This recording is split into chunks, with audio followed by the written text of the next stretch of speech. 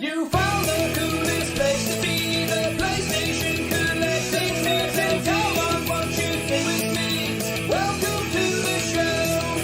Gather round the boys and girls, collectors from around the world. Let's show the people what they need to know. Welcome to the show. Gonna talk to guests, only got the best. Gonna put their knowledge to the test. Gonna laugh and eat, gonna live the dream. Gonna show you things you've never seen. Gonna sing the song to the break of dawn. Gonna rock this party all night long. So come on everybody, let me see you dance. Get yourself ready in the one more chance. You found the coolest place to be, the PlayStation collecting season. Come on, won't you stay with me? Welcome to the show. Gather round the boys and girls, collectors from around the world. Let's show the people what they need to know. Welcome to the show. Welcome to the show. Welcome to the show. Welcome to the show.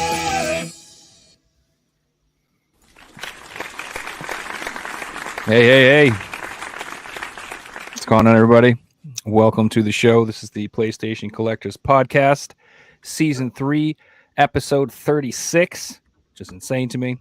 My name is Joe Rad. How you guys doing? Joining me again as a special co-host today, we have Mr. Radical Reggie. How you doing, buddy? I'm doing well, man. Very excited. Yeah, this is definitely going to be an awesome episode. I am also very excited because we have a very special guest today. Today we have Mr. Mike Tucker joining us from Bitmap Bureau Games. How you doing, buddy? Hey everyone, yeah, great to be here. Thanks for having me, Joe and Reggie. Dude, thanks for coming on. This is like my most respectable guest I've ever had. Reggie, I think. Doesn't say a lot for the rest of your guests. Oh, well, you know, we got to start somewhere. You know what I mean? But yeah, thanks for coming on. And why don't you just introduce yourself? Tell everybody what you do. Yeah, so my name is Mike Tucker. I think my position is design director at Bitmap Bureau. It's a bit of a vague title, but yeah, generally I come up with the designs for our games, but I also do a lot of the gameplay programming. Luckily, I work with some very clever programmers who bring our games to the retro platforms as well.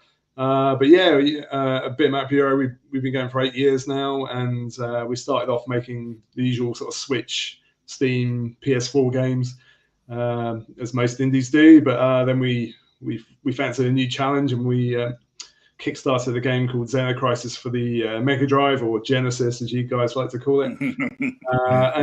Yeah, that really transformed the studio, and our focus is now very much retro, but we're still supporting the modern platforms. And yeah, we're all about 2D pixel art action games generally. Awesome. Yeah, we have a great time doing what we do, and we're based in the south of England, a place called Southampton, which is an incredible city. Everyone should visit. Yeah, right on. About it, really. That's about all I've got to say. Cool. So, what was the first game you guys created? Was it 88 Heroes? Yeah, that was it was carried over from another studio, and yeah, it was floundering a bit because it was a difficult project, and we wanted to bring it to Steam and potentially Switch as well. But luckily, I teamed up with an old colleague of mine called Matt Cope, a very clever programmer, and he managed to take it was basically a Flash game at the time, but he managed to convert that into a working Unity project. Once you're in Unity, you can then hit PC, Switch, PlayStation, Xbox. So yeah, that's how we got started, really. And seems like a long time ago now. And looking back, it was quite a crazy project. It was a game with 88 playable heroes, whereas most games might have 1 or 2 or 3. Yeah, it was a Yeah, he's showing footage on the screen right now of all the different heroes and everything. Looks awesome. Oh yeah, there you go. And each one had to be coded individually. Wow. And there were 88 levels as well. So I think there were 88. God, I can't remember. Maybe it's 44. Anyway, a lot of levels, a lot of characters. So it was a nightmare to program and test and design for. But it was a lot of fun, and yeah, we still get people messaging us now asking for a sequel, which will ever happen. So I actually never I knew about the other your 3 major releases, which I'm a fan. I have all of them actually, but I never heard of 88 Heroes. And so today I was doing a little research, obviously, and I came across that game. And it was really funny because I went on YouTube and I'm like, oh, let me look this game up. And the first video I got was Reggie reviewing it, like from like 7 years ago, talking about it. I'm like, I'll come full circle here. So I ended up ordering it today because I figured, why not? I have all the other ones. I never played it, but it looks like a lot of fun. So thanks. I'm into it. So like I said, I am actually a fan of your game, so I can like literally prove it. Nice to hear that. I actually have all of them. So I don't think even I've got them. I work on these games for years, but I rarely end up with a copy myself. And quite often we all sell our own personal copies, or hand them on to family or friends, and you forget to keep one yourself. And so you I hope you have a better collection than me. I hope you kept the Switch Collector's Edition somewhere, because that one is outrageously expensive now. There's Collector's Edition. Wow. Xenocrisis from that's nuts. It's like hundreds of pounds on eBay now, which is it's bonkers really. But we're doing a re-release as part of a collection, so it'll make it more affordable for people to get a physical copy. Okay. Yep. Good. Well, Michael, what got you into video games? Like, what age did you start? I reckon I must have been about 6. So that would be 1982, which I'm 48 today actually. Yeah, it's my birthday today. Happy birthday, by the way. Thank you. And yeah, I think my earliest memories was probably playing Xevious and Nemesis or Gradius in what we call fish and chip shop. So a fish and chip shop, I don't know if you have them over there, but over here, you every city has multiple of them. And back in the 80s, they used to have arcade cabinets in the fish and chip shop. So something to play whilst you're waiting for your fish and chips, I guess. And yeah, I was just entranced by Xevious, the cabinet, the design of the spaceship, and the little jingles that played as you made your way through the game. And yeah, it just stuck with me. And yeah, right next to it was Nemesis, of course, which was another incredible shooter. So yeah, I think those 2 games really hooked me. And from that point, I just had to play any arcade game I could, anywhere I could find one. Right on. So that's what I was going to say about your games. One of the things that I love is you guys definitely have like an arcade game design philosophy to your games, and oh my god, do I love it! Like I love that style of gaming, and I talk about it all the time. Like I'm a big shmup guy.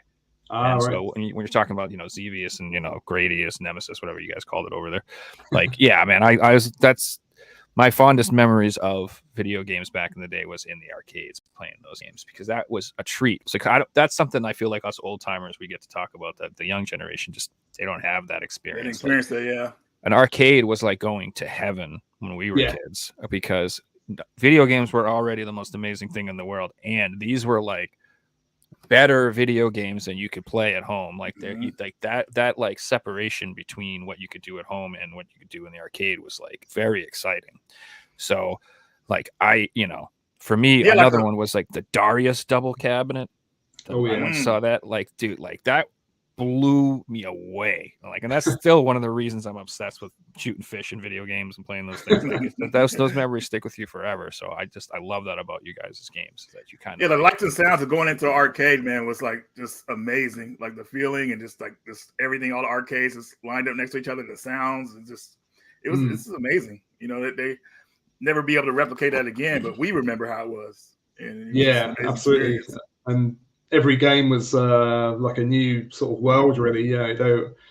Even though I think we're probably plagued with Space Invaders clones in the early 80s, but even then, going from something like Pleiades to Mooncrester to Gallagher or Galaxian, each of them had their own distinct sounds and enemies, and their own atmosphere, really. And they were unmistakable.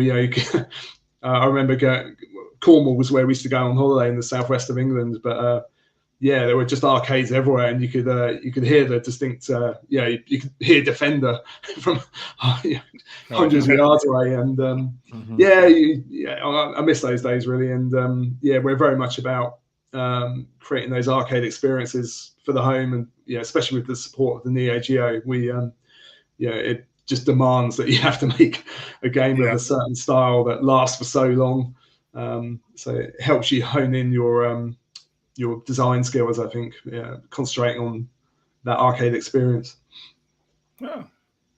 Yeah, and it's God, first of all, I like games that aren't afraid to like offer a little challenge, and like especially Xenocrisis. Like, I mean, I've beaten it the first time and had the experience that most people had. So like, I like the games. I don't like. Sorry about that. Like, no, hey, no, it's fine. I appreciated it after a while. I was like, oh right, yeah, this game's serious.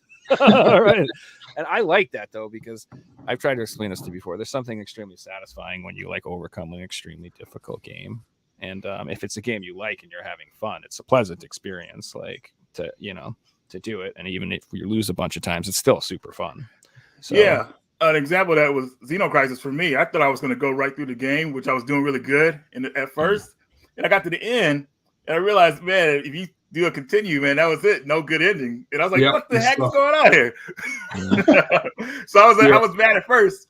And then I was like, you know what, man, no, man, this is not going to happen to me. And I went through it again carefully. And I would say the fourth time I finally got through it. And I actually appreciated the challenge. It kind of like let me know that I was kind of getting soft with certain games or whatever like that, because a lot of games today are really easy and they let you go through them and you get used to that. But you got to remember the old school challenge of these games, man, and how rewarding it is when you get through them. Like when I beat Xenocrisis that fifth time, I was like, I was walking with my chest sticking out. I was feeling good. So, definitely I appreciated it for that, and I'm hoping a lot of newer gamers will appreciate it too, as well, or just games in general that will give you that challenge instead of just making things very easy. Because Joe, we talked about this before. A lot of games today don't even have game over scenes anymore. It's just like a retry. Want me to make the game easier for you now, or something like that. So yeah. Well, and another thing that Mike mentioned too is like that technological constraints at the time forced you to make games that like you couldn't make them 80 hours. Like you make 300 gigs worth of content. That's not how it worked. Like you had to have it fit on a cart. Right. So like your game, had to be challenging enough where that somebody who bought it would get their time and money worth out of it for the, you know what I mean? Like I remember like, certain games I'd get and I'd beat them really quick, and not really. Like I got Forgotten Worlds for the Genesis, and like you beat it like really quickly, but then like you try to beat it no death run or something, like that's different. So like I don't know, I like that philosophy of like making it harder and giving that challenge so that you can enjoy the game for a long time and get something more out of it than just playing through it for fun. Yeah, I mean, that's what I grew up with really. Video games were all about a test of skill really, rather than like an experience. So. Yeah, there's a lot of players who probably won't appreciate our approach, but yeah, to me, a game, you should feel a sense of accomplishment when you complete a game, and you should have to play it, at least a few times to sort of learn the mechanics and learn the level layout or whatever. But I understand things have moved on, and with our next titles, we're trying to be a bit more balanced. But at the same time, there is that ultra hard challenge if players want that. But we've got different difficulty settings now and accessibility settings to make life a bit easier for people. You have to, unfortunately. We had to add a casual setting to Final Vendetta, which gave players the option to continue indefinitely, which it hurt me inside, but we got weirdly got quite a lot of hate mail, about making a beat 'em up with a continue system. People just really didn't like that, which baffled me really. Beat 'em ups, they shouldn't be a cakewalk. You do have to put the time in to learn how to make your way through the game and deal with each enemy and the bosses in particular. But what can you do? I think it's just literally lost like lost, not like perspective. I don't think that there are people reviewing games now who, like I said, never went to arcades. They've never played games like that. They literally do not understand it. It's the same thing with shmups. A lot of people don't understand it. If you just continue feed a shmup and you beat it, you're like, what the hell? That was whatever. But that's not the point. No. Like, you can do that to practice, but the point is to try to beat it without, the 1cc. That's what makes arcade games insane. And it's funny because, like, all good arcade games, at first you think it's impossible. At first you're like, this is not possible, but then you just keep playing it and you just keep playing it and you learn and you position and you get to know a game in a deep way that you'll never get to play. Like on a regular game, you just play through once nowadays. Like, it's not the same. Like, I know Ghouls and Ghosts and Ghosts and Goblins. I know those games so well because I have played them thousands of times, and I get destroyed. But like, I can nail pinpoint jumps and do crazy things, jump over enemies and shoot down, and I can do just nutty things in that game just from really getting to know the moveset and the way the physics work. And I know that's the whole idea. That's what makes those games fun. And like, if people don't want that experience, if they're just like flooded with thousands of games, especially game reviewers, can you imagine?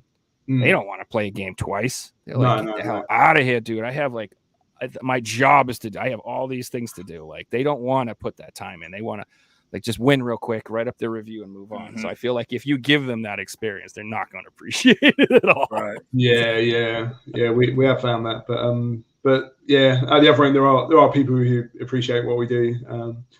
And yeah, we're all about the arcade experience. Although, with our next 2 or 3 titles, we're trying to make more expansive games which aren't necessarily arcade focused. So more sort of console focused, I would say. So but ultimately we're always going to be supporting Neo Geo. So that just determines that you're going to be making an arcade game. Really, we don't want to be bringing an RPG to Neo, the Neo Geo. It just wouldn't sit right, really. Oh man, it had to be a quick one. You had to be able to beat it within an hour. Yeah, that's it. I mean, there was Samurai Showdown RPG, wasn't there? I think on the Neo Geo CD, but certainly not on the cartridge machine. So we've got more beat 'em ups lined up, and we really want to make a shmup at some point.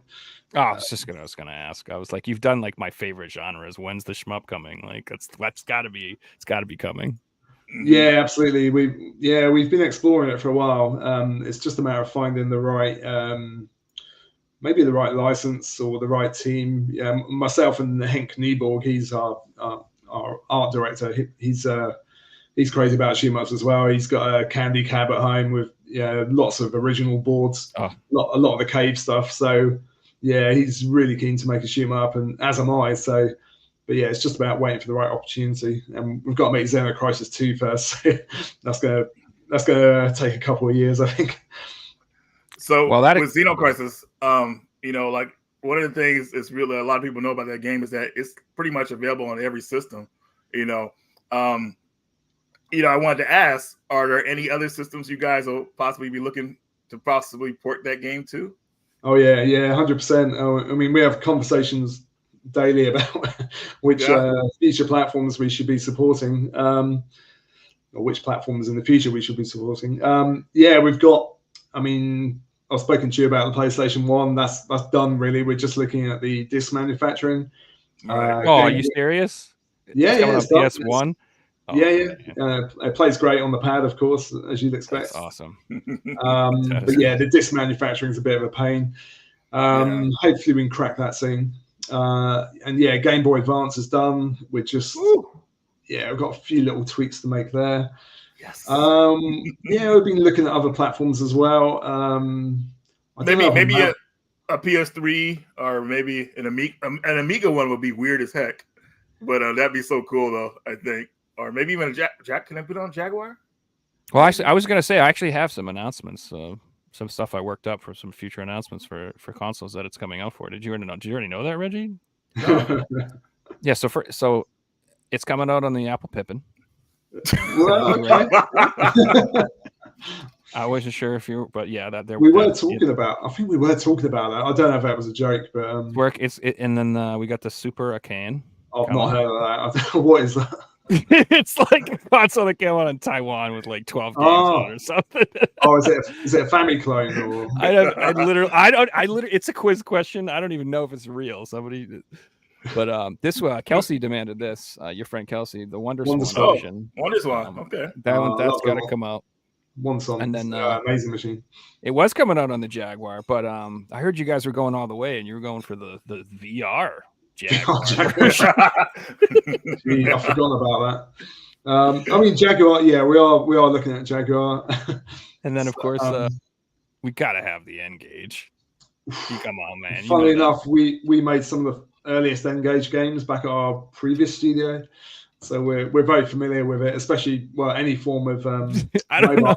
So I don't know how the sales would go for it, but I would appreciate it.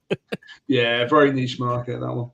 And then, of course, the 2600. It's going to be a little dumbed down, but if you can get it on the Game Boy Advance, I'm sure you could make it work. We could get it on the 2600. And then this is my personal favorite. I have one more. That's I'm telling you, if you did this, you're going to sell them like hotcakes. Oh, wow. Okay. Yeah, that'd be a design challenge for sure. Okay, Yeah. we'll give it some thought.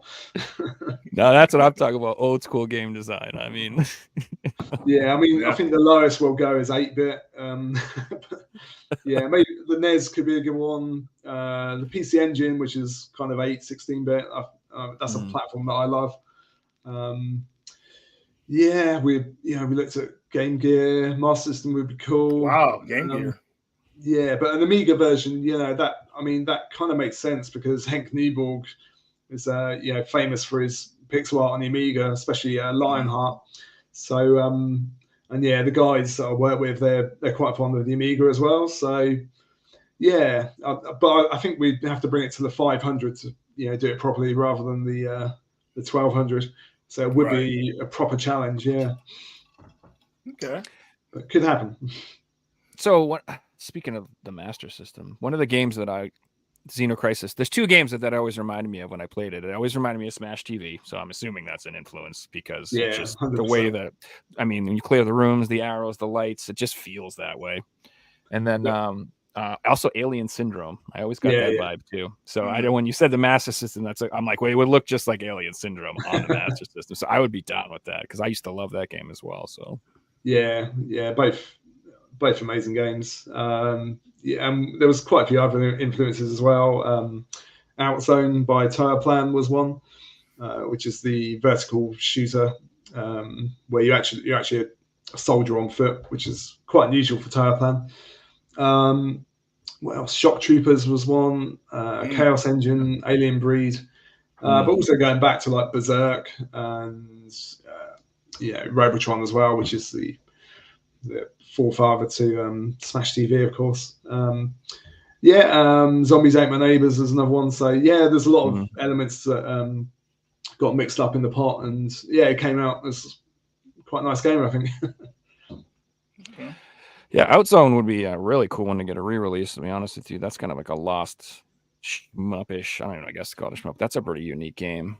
So yeah, it never really got ported. And you can imagine it on the Saturn, really. But yeah, sadly, never happened.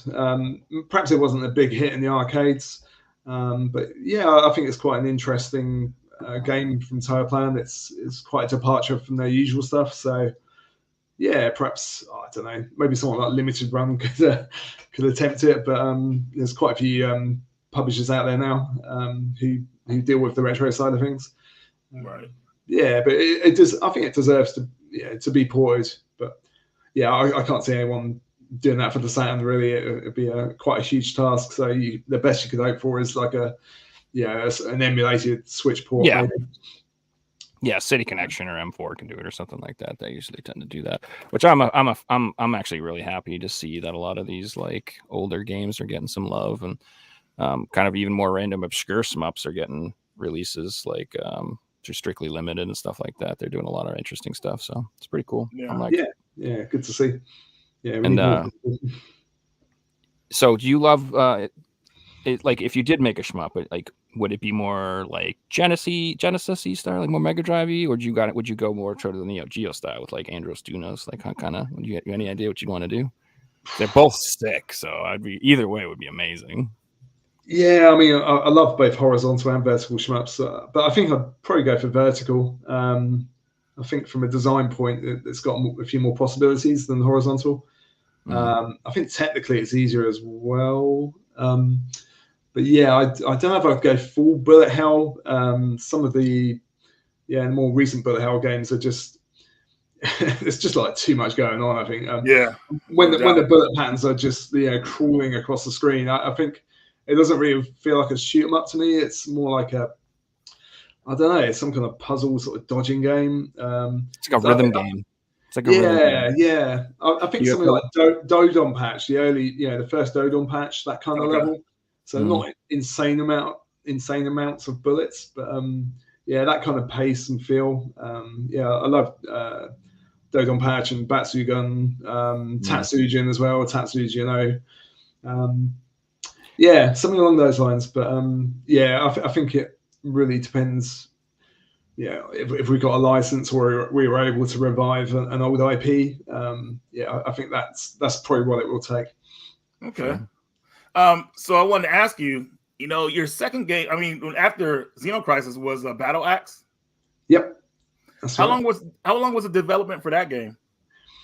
At least a year, maybe 18 months. Again, that was kickstarted, and we had a great time working with Henk Nieborg, and we wanted to make another game with him, and he had these mock-ups of this sort of Gauntlet-esque kind of game, and we thought it looked amazing. So we thought, okay, let's try and turn this into a game, and the result was Battle Axe, which once again it's another arcade experience. It's quite a breezy playthrough, but it's not mechanically too complicated. It reminds me of a cross between Gauntlet and Golden Axe, I suppose. It's a good it was.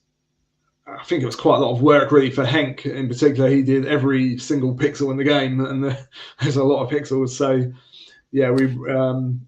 I think for future games we've been getting other artists to work with him, but it's hard finding artists who can match his level.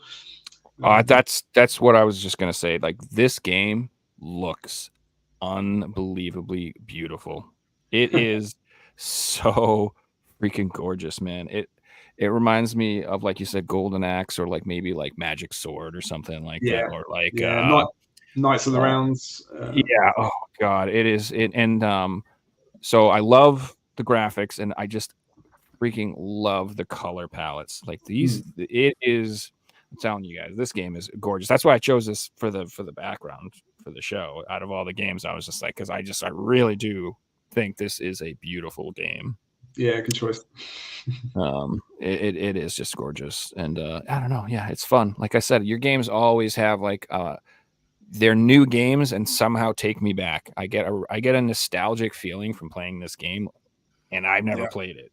I felt like I was playing. Like I think a lot of it is because we grew up in that era, and I've not really played too many modern games, so I think all of our output will naturally have that kind of retro feel, for better or worse, but hopefully for better. But it's I think we added a few interesting touches to the game that perhaps Golden Axe didn't have, or Knights of the Round and so on. It's a real fun playthrough, and I think we'd really like to expand on it. Again, a sequel would be lovely, but we just got so much on that I don't think a sequel is going to happen anytime soon. Hey, well, it's possible. So in the future, maybe that'll happen. But the groundwork you guys laid down for this game is amazing. So people have a lot to look forward to when they play this game. Now, the other game, I mean, game after this was Final Vendetta, which is go to that one real fast here. Man, this game, I didn't appreciate this game as much as I do now when I first played it, and the reason because of that, I was playing. We had just got through playing the Ninja Turtles game. Yeah, and then right after we played that, It gave it the same day, yeah. And then right after we played that game, we turned this game on. We was like, oh, we don't know, man. I don't know. And then I put it in again. I was like, dude, this game is amazing. Like, I like this one better than the Ninja Turtles game. It was just like, I think we were so hyped up to play Ninja Turtles game that, like, I don't know, like we're just too hyped up. But this game, I just really appreciate the feel for it, man. I mean, definitely Neo Geo quality here, beat 'em up. And it's just like, man, I just had a lot of fun playing this one. And I love like the kind of throwbacks you guys had, like the subway level you're seeing here. I mean, obviously I thought of Final Fight Subway when I saw that, Yeah, 100%. You guys took the best beat 'em up games from our era and just took everything great about those and put it into this game, which I really appreciate. And this game I had a blast playing through. Thanks. Yeah, it's nice to hear. I've always wanted to make a beat 'em up and something along. I'm really into Final Fight, as you can probably tell. But I felt the Neo Geo didn't have like a top tier beat 'em up, and we wanted to try and fill that gap with with Final Vendetta, and hopefully we've succeeded. Of course, the Neo Geo version's on the way. It's not far off now. It was built entirely with Neo Geo in mind, and hopefully the Neo Geo audience out there will come to love it when they eventually play it. Oh, definitely. But yeah, it was kind of weird that Turtles got announced. Well, I think Final Vendetta's release date got announced, and then Shredder's Revenge, who was at .emu, those guys, they announced Shredder's Revenge was going to be released the day before Final Vendetta, which was kind of weird.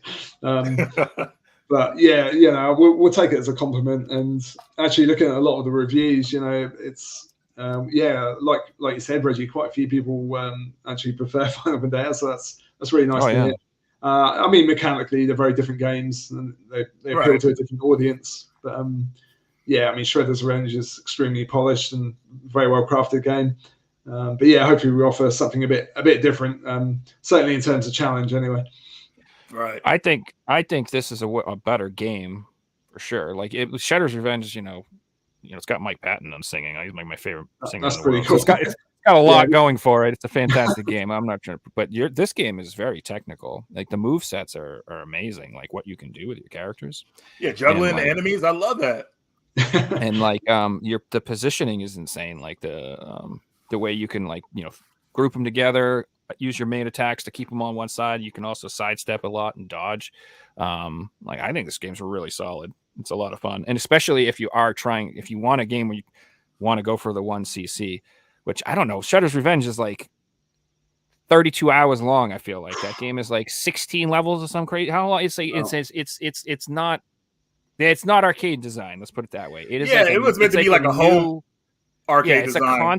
It's a console couch co-op beat 'em up for a new thing. It's not the same idea. Like I would never want to try to 1cc Shredder's Revenge because the sheer time it would take would be terrible. And then if I don't know, that's like arcade games are meant to be like a shorter, compact, just action-packed experience, really tight, and this game's fantastic for that.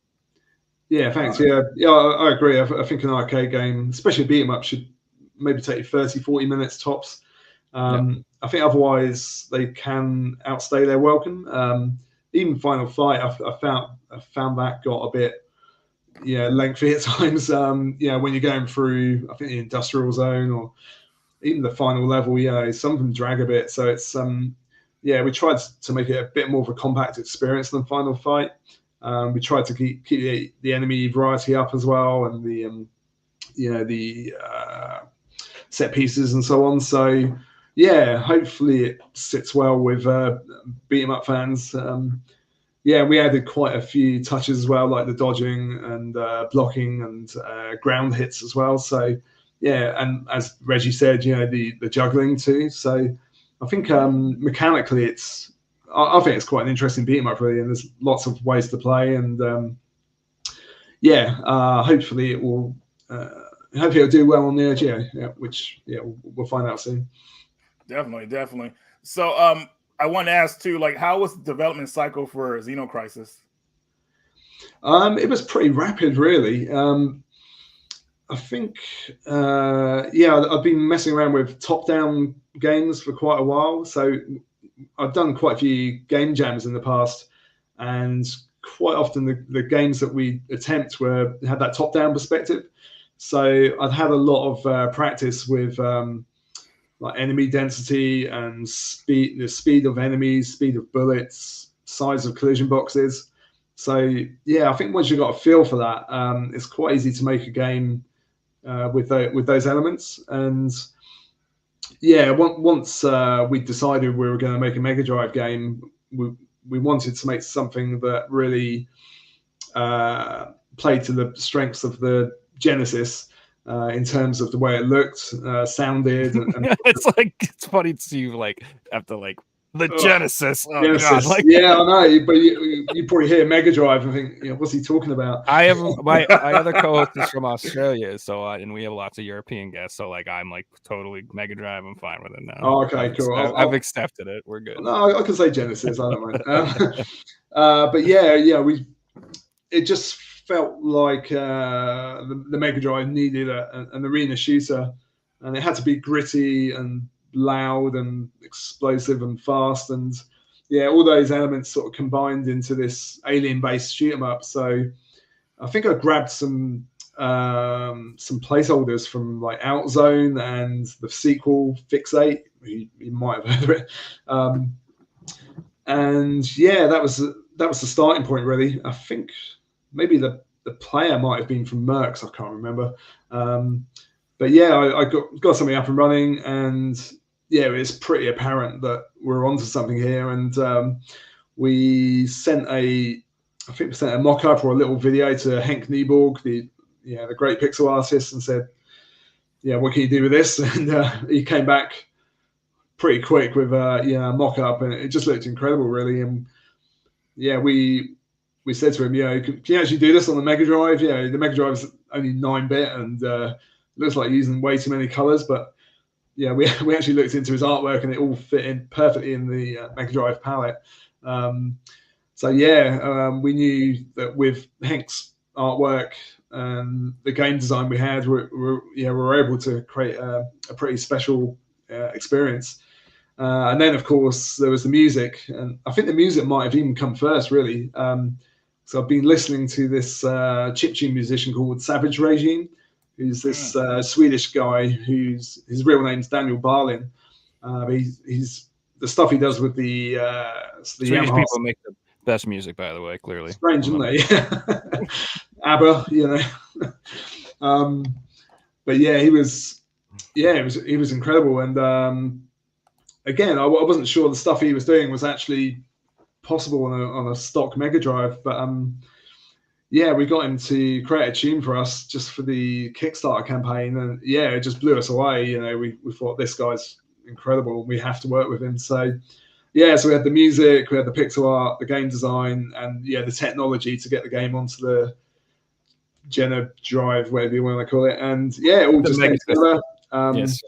We put together a prototype, put together a Kickstarter campaign, and it succeeded. And I think that in total the whole game was maybe, I don't know, 12 months, maybe 18. My colleague Matt actually had an accident. He struck his head on a cabinet door, which gave him concussion. So he was out of action for months, really, and we weren't even sure if he was. I was expecting like a flux capacitor story, like Doc Brown, and then he designed the game. He's got a vision. No, it was the opposite, really. His speech was slurred, and he had to sleep in the middle of the day, and everyone was really concerned about him, and we weren't even sure if he was going to be able to program again. But he did recover, and he eventually got the Mega Drive version done, and it went down really well. I think a lot of people say that it's one of the great games in the Mega Drive. So it's really nice to hear. Right on. I do want to let everybody know in the chat that the games that we've talked about are on the Bitmap store, which reopened online, and we'll have Joe, you'll drop a link in the chat so people could click on it, and then after the video's over, we'll have it in the description as well if you guys want to check them out. definitely excited to see the store back up. I like what you guys did with it. This is awesome. Oh, and 88 Heroes on there too. Right on. So very shout cool. out. Yeah. I you had can't no buy idea it. you guys had a GameCube version. What? He's all the different but versions thank you you. get so far. Yeah, most recently we've done Super Nintendo. It's on N64, Neo Geo, AES, MVS, CD, Dreamcast. All the big hitters really, but there's more to come. Yep, I like those two hidden spots, those empty spots right there. Oh yeah, we'll fill those. Well, that's what I was going to say. Is this would this be the best place to pre-order Final Vendetta when it does come out on the Neo Geo? You can pre-order. Yeah, you can pre-order Final Vendetta right now on AES and MVS. And as far as Neo Geo goes, that's the only variants we can hit. Really, we looked at the CD, but we very quickly ran out of memory. So CD version won't be happening. But it's playing amazing on AES and MVS. We've got the same huge sprites and colourful backgrounds. So I thought it was really awesome that you guys are doing MVS. One of my buddies, he has a store down in Oregon, and it's called Galactics. And he bought you guys sent him a game for the MVS system for Xenocrisis, and he has it at his arcade. He's like, people were staring at it, and then they finally started playing it. Like people were like all over it because, oh my god, it's a new arcade game. Like he had film of people playing it, which was really cool and amazing. But I'm so happy you guys decided to go to arcade route too. Because people still have, obviously arcades and everything like that. So I thought that was awesome. Yeah, I've got a blast sitting next to me here. But there's still a few. Actually, I think there's more and more arcades popping up. Really, so I think every good arcade should have an MVS cabinet. So yes, we'll be totally continuing to support MVS for a long time yet. And big announcement coming up soon regarding our next MVS AES game. Oh, really? Damn. Yeah, it was going to be May, but it might be June now. We'll see. Okay, right on. And then this is another announcement. This is what we were talking about earlier, guys. So if you do like the games or interested in the games we were just discussing, they are coming out as a compilation, all three of them. We got Xenocrisis, Battle Axe, and Final Vendetta all in one thing. It's coming on the Switch and PS5, I think, so far. Yeah, that's right. Yeah. No PS4, right? Should I hold out? I'm kind of a PS4 guy. It says PS4 right there, but I'm not sure that's. Oh, maybe it is. Oh, okay. Platforms. Well, maybe digitally, but maybe physically, maybe it won't be. Who knows how that works? Okay. I don't know. I don't know. Yeah, I don't get too involved in the business side of things. But it's coming out physically for some machines. Xbox. I know it's not coming to Xbox, which is a shame. But that's a shame. Yeah, Xbox doesn't get a lot of like I don't know what happened with them with physicals. I think it's because of that subscription service they have. That a lot of physicals aren't made for them. Well, I think maybe a lot of it is down to the minimum runs they have to do those. So when they press a new game, they might have to do. Okay. Might be 100,000 discs or something. Yeah, and if a game's only likely to sell 10,000, then it's just not worth it. So I think that plays a big part in why you don't see many physical Xbox releases. Okay. Well, we're all about physical games over here, so if it's not, that's literally very important. And this is a nice little collection you got here. It looks like it's got the soundtrack CD, the postcards, got an art book. That's the trifecta: the art book, the game, and the soundtrack. The postcards is a bonus, but that's the trifecta: the game. And it's amazing to me that I have to say the game needs to be included in the game nowadays. Sometimes you open up the box and you get a bit of paper with a code, right? Sometimes you just get the box, the soundtrack, and the art book, and that is not the trifecta. The game needs to be in there. Man. So that's pretty cool. Yeah. Well, definitely going to pick that up. So you guys in the chat, definitely check this out. If you haven't got these games yet, boom, right in front of you. Yeah, and like I said, it's probably the cheapest way to get a physical copy of Xenocrisis. If you go to eBay, it's like £200-300. So the PS4, this version, just for PS4, this isn't cheap either. Like No, Really? no. a new copy sealed is like, I'm gonna say between 125 to 150 ish. Just for that version? Just for the PS4 version. Wow. And an That's open one. the standard one. So I'm imagining the collector's one. Whew. Yeah, the collector. I didn't see many when I looked earlier. I didn't see collector's editions. I'm just talking the standard sealed copy of this was going for that. So this ain't cheap either. And then on the Switch, it's even worse. So yeah, if you want to get Xenocrisis, you know that's the way to to do it now. To this collection. Unless you can play, if you play retro, that's even better, of course. Be a real baller and get it on the Evercade, because there you go. That's the real value. This is what you should be doing. People sleep on the Evercade. You get the best value there is if you buy this stuff. And what is now? Are you associated with this Tanglewood game at all? Do you like know these people or something? Yeah, well, yeah. You say people, but it's just one guy really. Called it's CNBC. I'm sorry, this is the guy who made the game. The one guy. No, I mean, yeah, he had. I think someone helped him with the art and the music, of course. But yeah, it's really down to a guy called Matt Phillips, who's also based in the UK. So he was partly why we made Xenocrisis. We saw what he did with Tanglewood, and we saw that a Kickstarter was viable. So yeah, we kind of followed his lead really.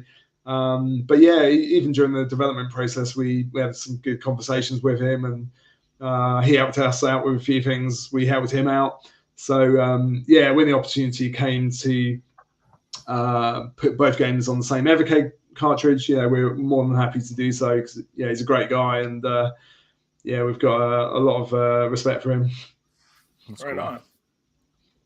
Yeah, and I love if you look at our Mega Drive PCB, I think it has both of our logos on there.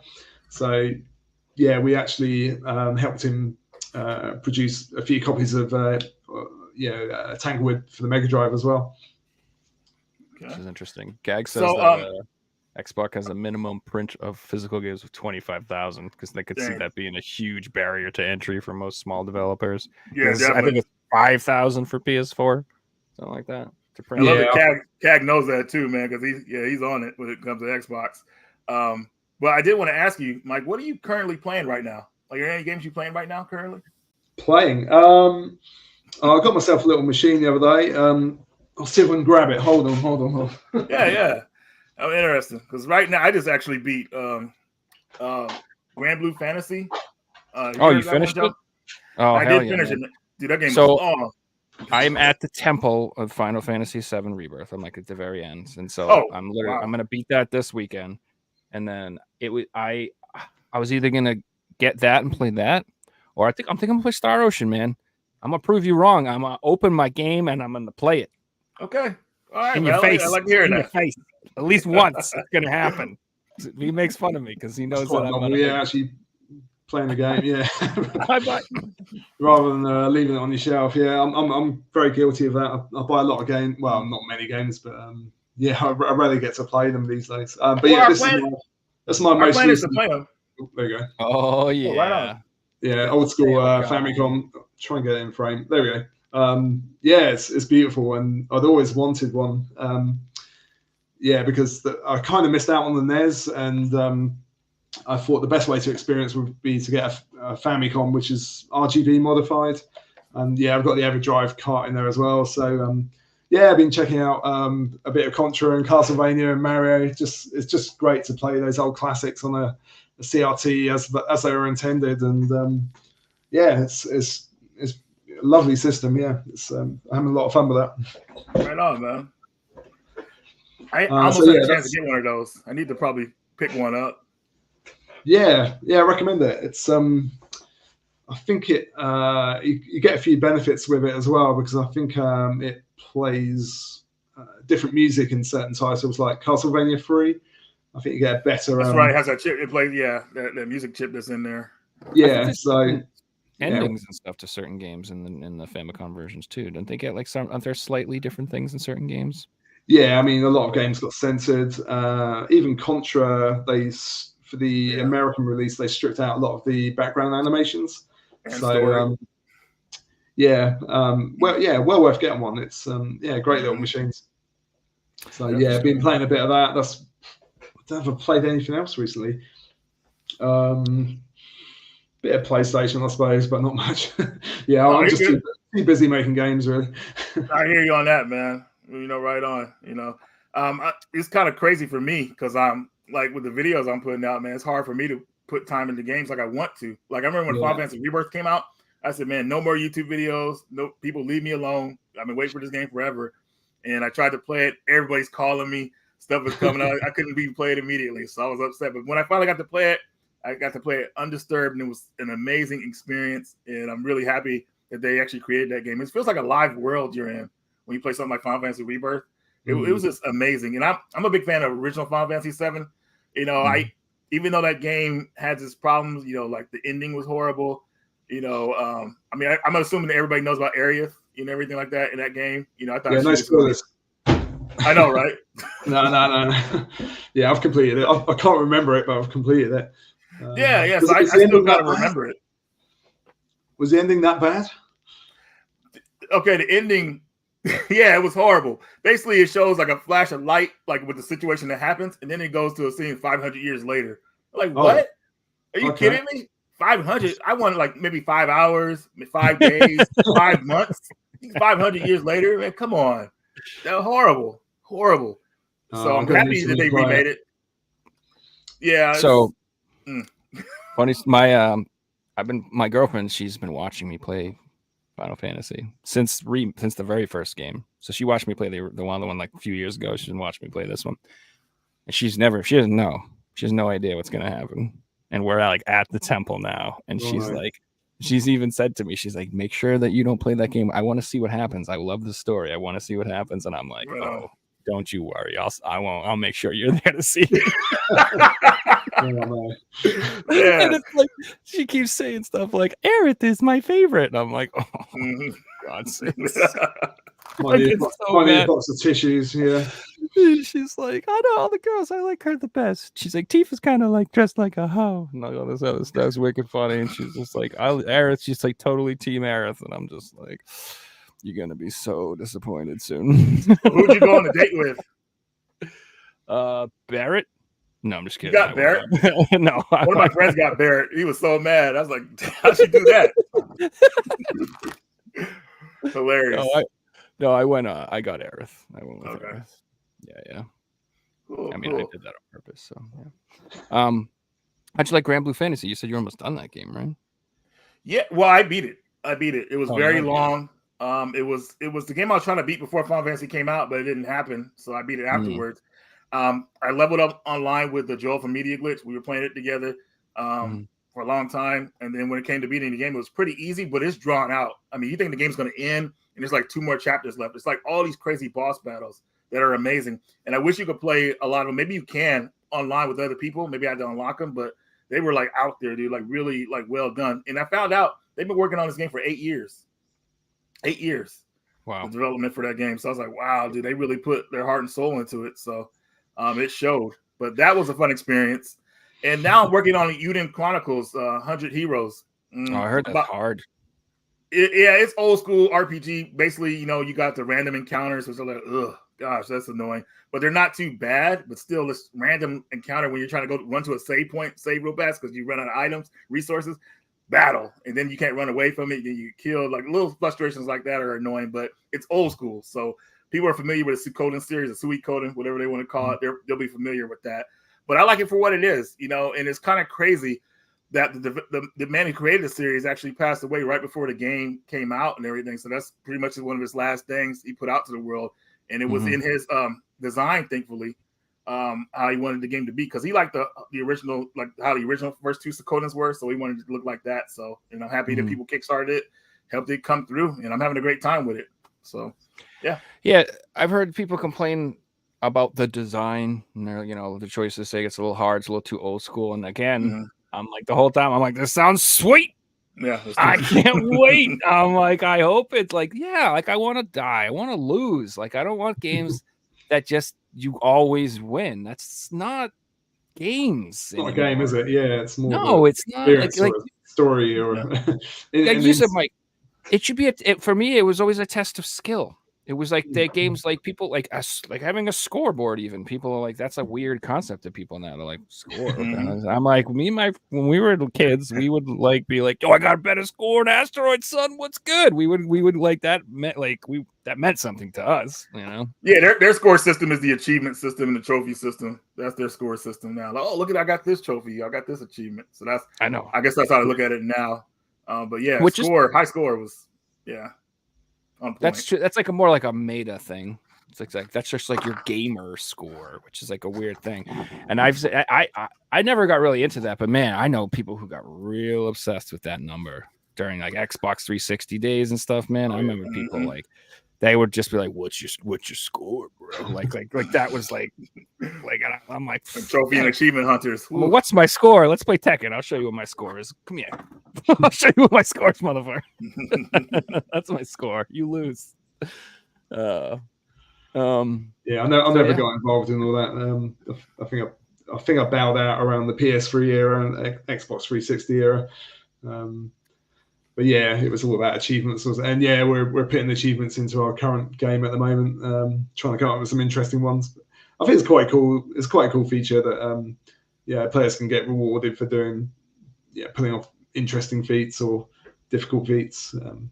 But yeah, back in our day, you sort of make up your own achievements when you get through the whole game with just one credit or not getting touched. Mm-hmm. No death runs. Yeah. Yeah. We never had any proof, did we? Yeah, everyone can record now, but back in the day, we couldn't even take a photo of your high score.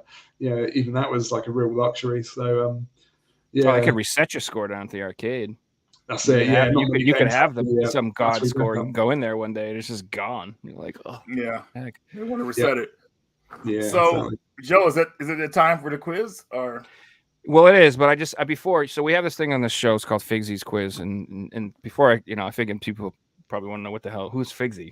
So Figsy's my co-host who's usually here, but I don't know if you guys know, but he's like a semi-pro GeoGuessr player. Do you guys know what GeoGuessr is? I love GeoGuessr. Yeah, I made a game once which was very similar to GeoGuessr using Google Street View, and this was like must have been a good year before GeoGuessr came out, and it was cool. But yeah, I couldn't finish it off. I hit some problem with the Google Street View API, and it kind of just floundered really. And then like a year later, there's GeoGuessr, and it's cool. It becomes a huge success. So yeah, kind of annoying, but yeah, I love. What I don't like about GeoGuessr is it's locked behind a subscription service, I think, which is a real shame because me and my daughter love playing it. I think it's it's a great game. Good way of learning about geography as well. Yeah, I was going to say it's actually like an educational-esque game, I would say, but like it's really fun, and it's like actually like it could be a useful skill. You never know. You could get kidnapped. You could crawl out of a burlap sack somewhere and be like, I'm in Armenia. I know where to go. You never know. You can look at a lamppost and know exactly where you are. Yeah. You could be like staring out of like a little hole in the trunk of the car and be like, I see 602 license plates. We're definitely in. I don't know, but you never know. I feel that won't happen, but. Yeah, you never know. Yeah, no. But the whole point is that he's been away for the show for a little while, and he's been traveling the world because he said he's learned everything he can from Street View, and he needs to like hit the streets themselves, and he needs to like be with the people. He needs to the only way to up his game to become a GeoGuessr master. Wow, so he's been going around the world, and he's been sending me photos, and he's keeping us updated. And this week, I sent some photos from his trip to Japan. So here he is. This is photo number 1. There he is. He's having some dinner. He's met a nice lady. I can't see if that's photoshopped or not.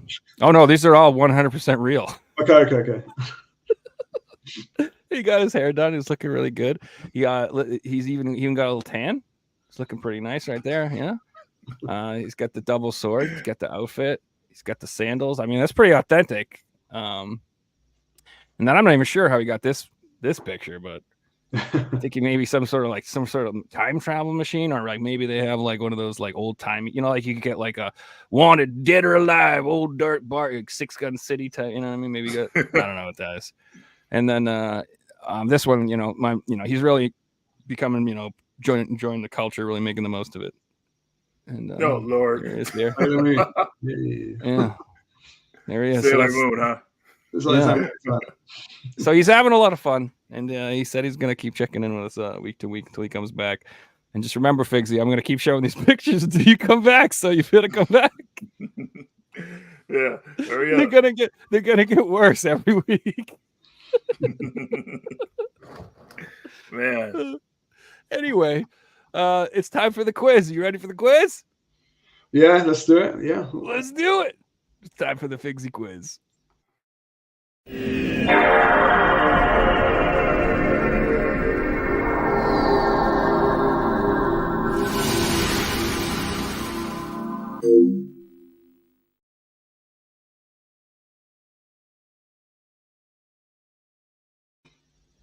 All right.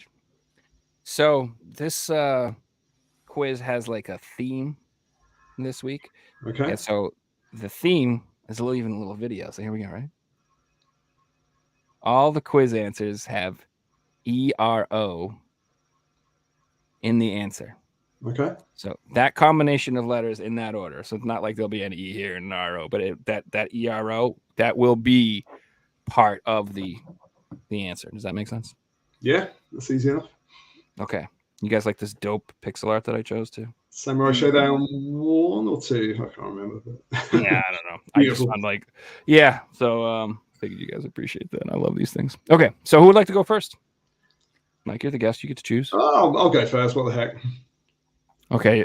This is going to be a pretty easy question for you. Okay. Ease me in. Okay. So question number 1. This chaotic 2D platformer was developed. 88 Heroes, right? Okay. Yeah. That's the kind of question I like. Yeah. So that's sorry, Reggie. That was kind of easy. we got 1 point. All right. Now, Reggie, yes. your question is, do I have a picture of this one? I don't think so. Okay. Name the only Mortal Kombat character that appears in every main installment of the series. Hmm. I remember the hint. Yeah, that's easy. Oh, Sub-Zero. What's the answer? Yeah, so I don't know. I hesitated right there. I thought it was too obvious, I guess. Yeah, Sub-Zero. Very nice. All right. So we got 1 for you and 1 for you. All right. Next question. This survival horror series was originally an exclusive on the Dreamcast. Survival horror game. Famous survival horror game. Oh, okay. I believe it started off as an exclusive on the Dreamcast. It's an easy one. Eventually it was ported. Something 0. God, it's not. Oh, man. See, Blue Stinger came to mind. Then Carrier. Oh, not Codename Veronica. Yeah, well, okay. Oh, I wouldn't say that's an exclusive because it's like the. It started off as an exclusive. Yeah, it started. Oh, yeah. Codename Veronica. It has to be. Yeah, Veronica. Yeah. Yeah. Right. Or Resident Evil. That was it. We could have gone with the GameCube answer too. But yeah, that's right. Okay. Yeah, Carrier's a lot of one a lot of people don't know about. Carrier's a good survival horror too. Yeah. Pretty interesting. Mm-hmm. Yeah, that one's like a little more well known, unknown. Carrier Saturn or Dreamcast? Oh, I can't remember. So long ago. Anyway, I think that one's Saturn because I think Dreamcast is the Ill Bleed is the weird one on Dreamcast, but I could be wrong. Yeah, I don't know. I'm not really a quiz master. All right, Reggie, I'm going to show you a screenshot of a game, and you have to tell me what game this is. Ooh, that is Jesus, Samurai Squirrel. I'm trying to remember the whole name of it. I have the game, and I have it on the Game Boy Advance of all systems. I guess I'm not getting the whole name right. It's Kamikaze Squirrel. Zero. Did I? I'm like the worst. It's very close. Put it all together, man. I'm so close, man. This is so you weird. You pretty much have it. You pretty much said all of it separately. Zero Yep. tolerance. No. Nope. That's totally different game. You guys know the zero tolerance came up. I've been watching X-Men '97, so zero. The kamikaze squirrel. Yeah, that's it. I got it. Okay. That's it, man. Good for you, dude. That's impressive. I would have never. I didn't know it came out on Genesis. Well, I have the weirdest version of the game. I have the Game Boy Advance one. At least I think I do. Yeah. Wow. All right, question 5. What word is missing from this cover from this 3DS game? God. 3DS. Oh, not even played a 3DS game. You look like a SpongeBob man. Must be hero of some kind. SpongeBob.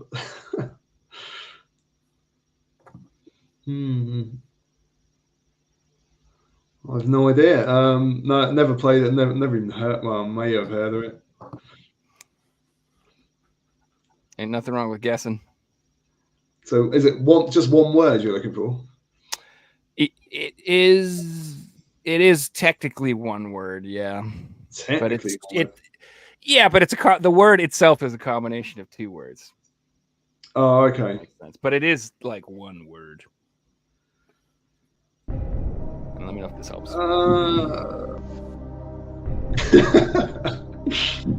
No, you got me. I've never played it. I'm not big into 3DS SpongeBob games. Sorry. But it could be, I don't know, Hero to Zero or Zero to Hero or don't know. Pass. Pass. Close. You almost got it, but not quite. You know it, Reggie? SpongeBob Heroes? Wait, you said it's a combination of 2 words? Yeah. Damn, I said my answer already, damn it. It's all good. It's SpongeBob Hero Pants. Hero Pants, wow. You know, I mean, it makes sense, I suppose. I missed that one. Yeah, and it's like even the SpongeBob games I may know something about, definitely not the 3DS one. Like that's a tough one. No, but I'm sure when you have to come up with questions that all have ERO in the answers, you kind of have to go with what you got. Well done. That's a good one. I'll remember that one. All right, Reggie, this one's for you. Okay. What is the missing word from this game cover? That one is Emperor. Bam! Yeah, Emperor's Tomb. Well done. Well done. All right, Mike. Okay. The name of what Canadian filmmaker is missing from this cover of this video game? Canadian filmmaker. God, I don't think I know that thing. Dark Angel. Reggie knows. Reggie knows every TV PS2 game there is. So this is the guy behind Dark Angel. Was Dark Angel a film? It was a series.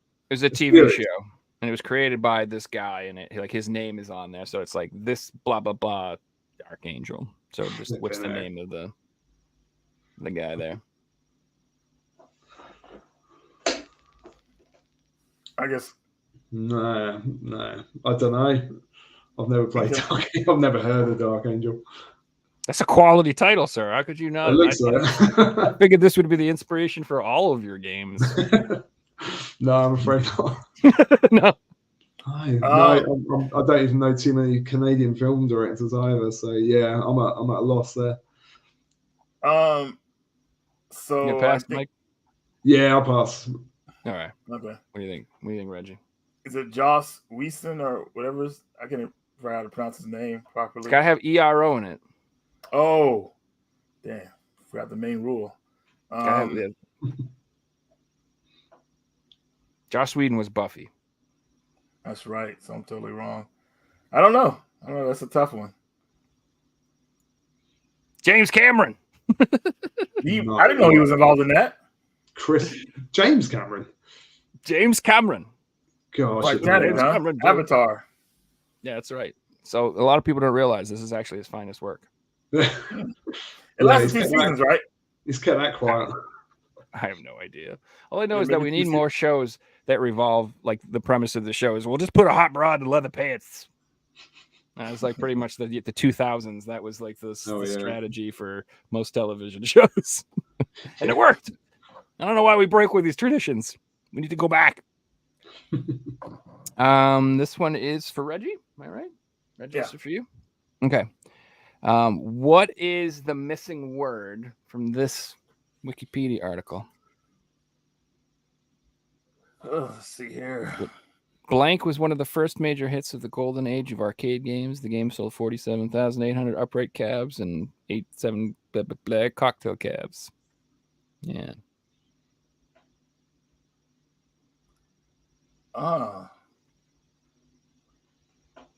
In the 80s, okay. Oh, Reggie, I found some new music besides the tense music that I think will help as well. You want to hear it? go for it. Let me know if this makes it easier to think. Oh my God, get out of here.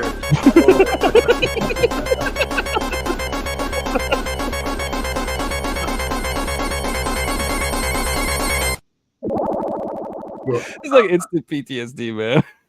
Not too bad. I'm gonna say Half the people listening just like threw up. I'm gonna say the original Mario Bros. Not Mario Bros. Oh, I could. Damn. Asteroids. Mike with the steal. Asteroids. Wait, Reggie. Was it Asteroids? Hmm? Yeah. Yeah, I wouldn't have got that, man. Dang. Okay, Man. so this gentleman is an American director, programmer, and developer in the video game industry. Yeah, I met him last year. John Romero. Legend. Yeah, that's probably cheating. You know him in real life. I met Brenda as well. Yeah. Really lovely couple. They came over to the UK and I think he's working on a new FPS.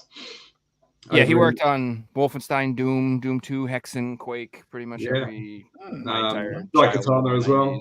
Yeah. Very very amazing dude. And he's an American director too. Does he make films or something, I'm assuming? Yeah. Don't know if he's got involved in directing, but I don't know, it's an American director, but I don't know what that means. I'm thinking of maybe George Romero. Does he make them zombie movies? Yeah, I don't think they're related. All right, so this one is for Reggie. What is the full name of this character? So this is a variation of the Shy Guy, but what is this character's name?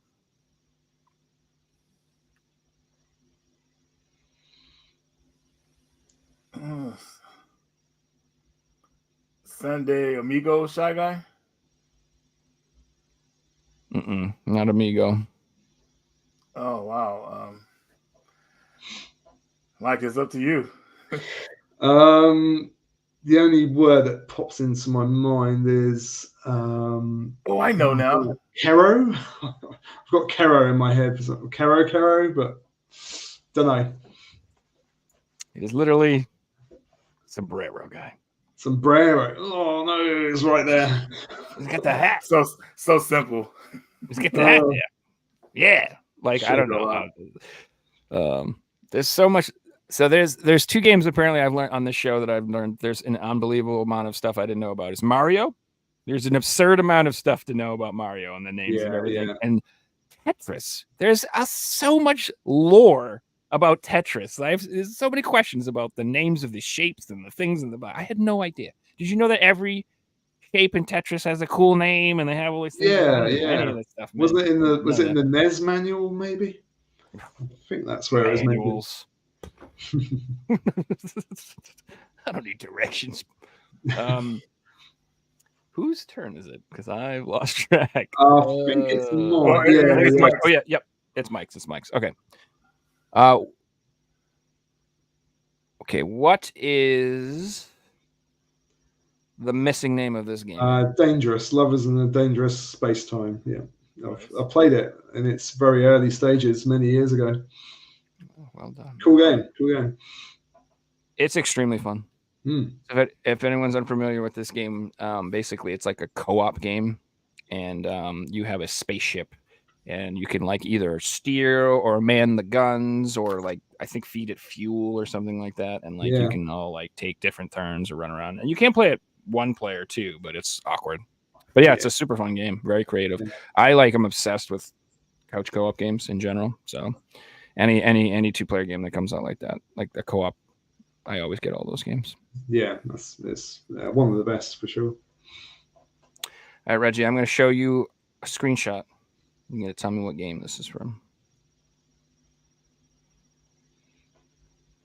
Deception. Oh, yeah, give him that. Yeah, Kagero Deception. Yeah. Yeah, I mean, it is Deception. Yeah. Everybody usually goes by Deception when it comes to that series, but I never really called it by its real name, which is No, I wouldn't either. I would always call it Deception.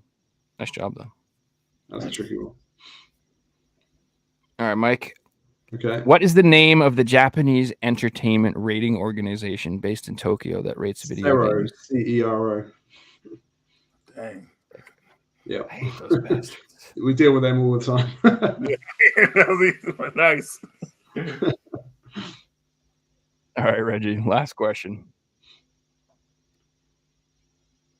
What was the name of the game series for the Atari 2600 that tried to capitalize on the lack of pornography available in the medium of video games?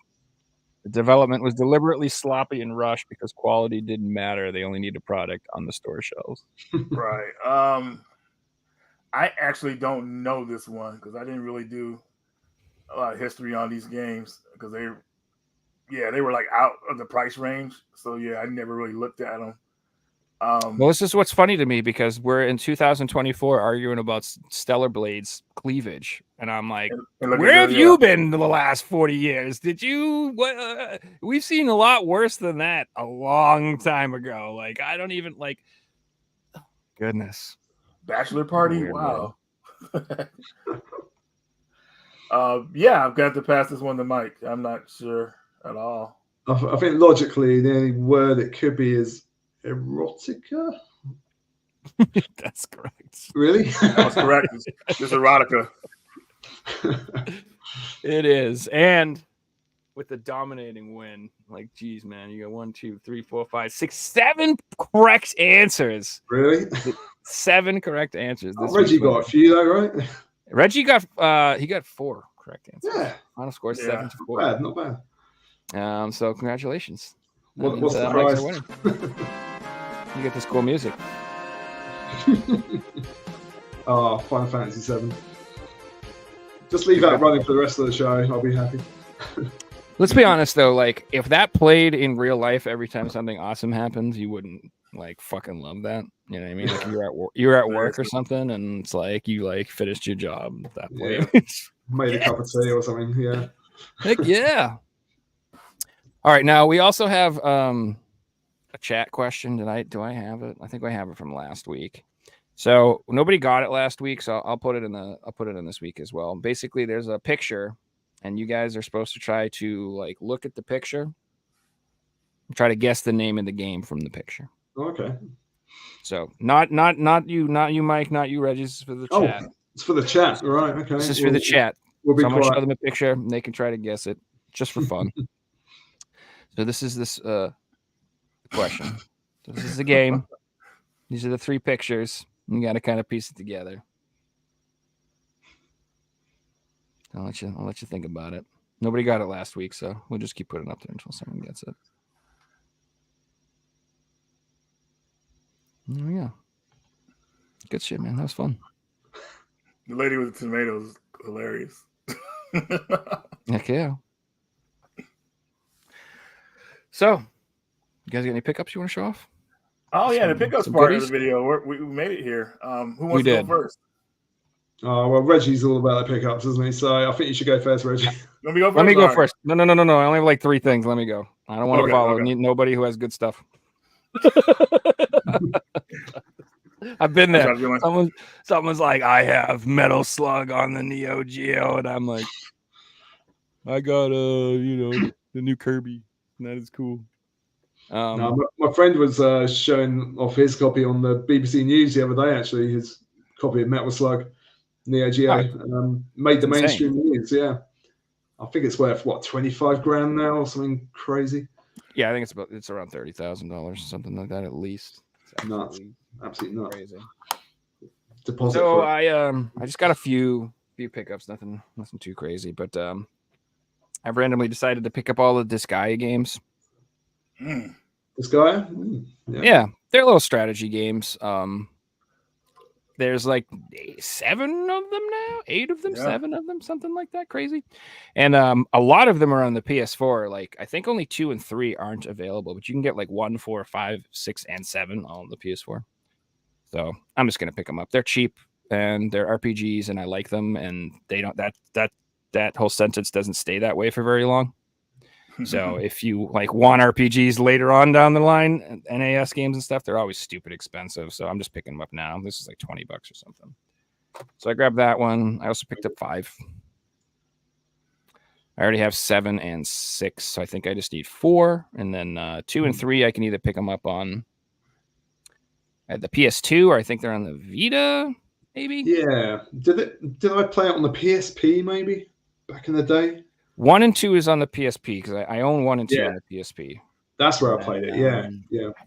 3 and 4, I think 3 is the only weird one. Like it's like only on the Vita or the PS2 or something. I don't know. We'll figure it out. I'll get it. Cool theories. Yeah. And then I picked this up randomly. I did a trade down at my local game store, and they had this, and I didn't order this at the time from Limited Run, so I grabbed this. This is This Way Madness Lies. It's like a new RPG that kind of looks like a Sailor Moon type game or something. I don't even know. I think this is the one that's based on Shakespeare. Okay. Could be wrong, but I believe that this is the game that's like heavily inspired by Shakespearean tales or something like that. I don't know. It was one of those ones where at first I wasn't like super excited to order it, but then I was like, it's a cool looking RPG, and I do like the graphical style. It looks pretty cool. So yeah, kind of looks like Shining Force to me graphically, which I love that game. Like the fights. So yeah, and then this is actually this is the best pickup I've gotten in a while. I'm pretty excited about this. This game right here.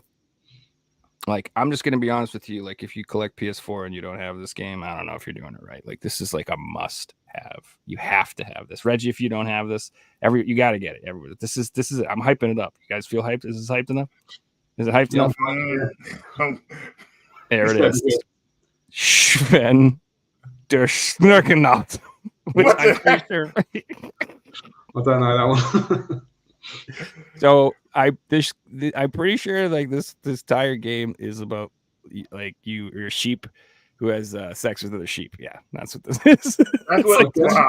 It's like Sven the sheep fucker or something. Collecting for the PS4 is gonna be like if you're going for a complete set or something like that, or just like exclusives. It's gonna be a crazy system to collect for, like everything, like insane.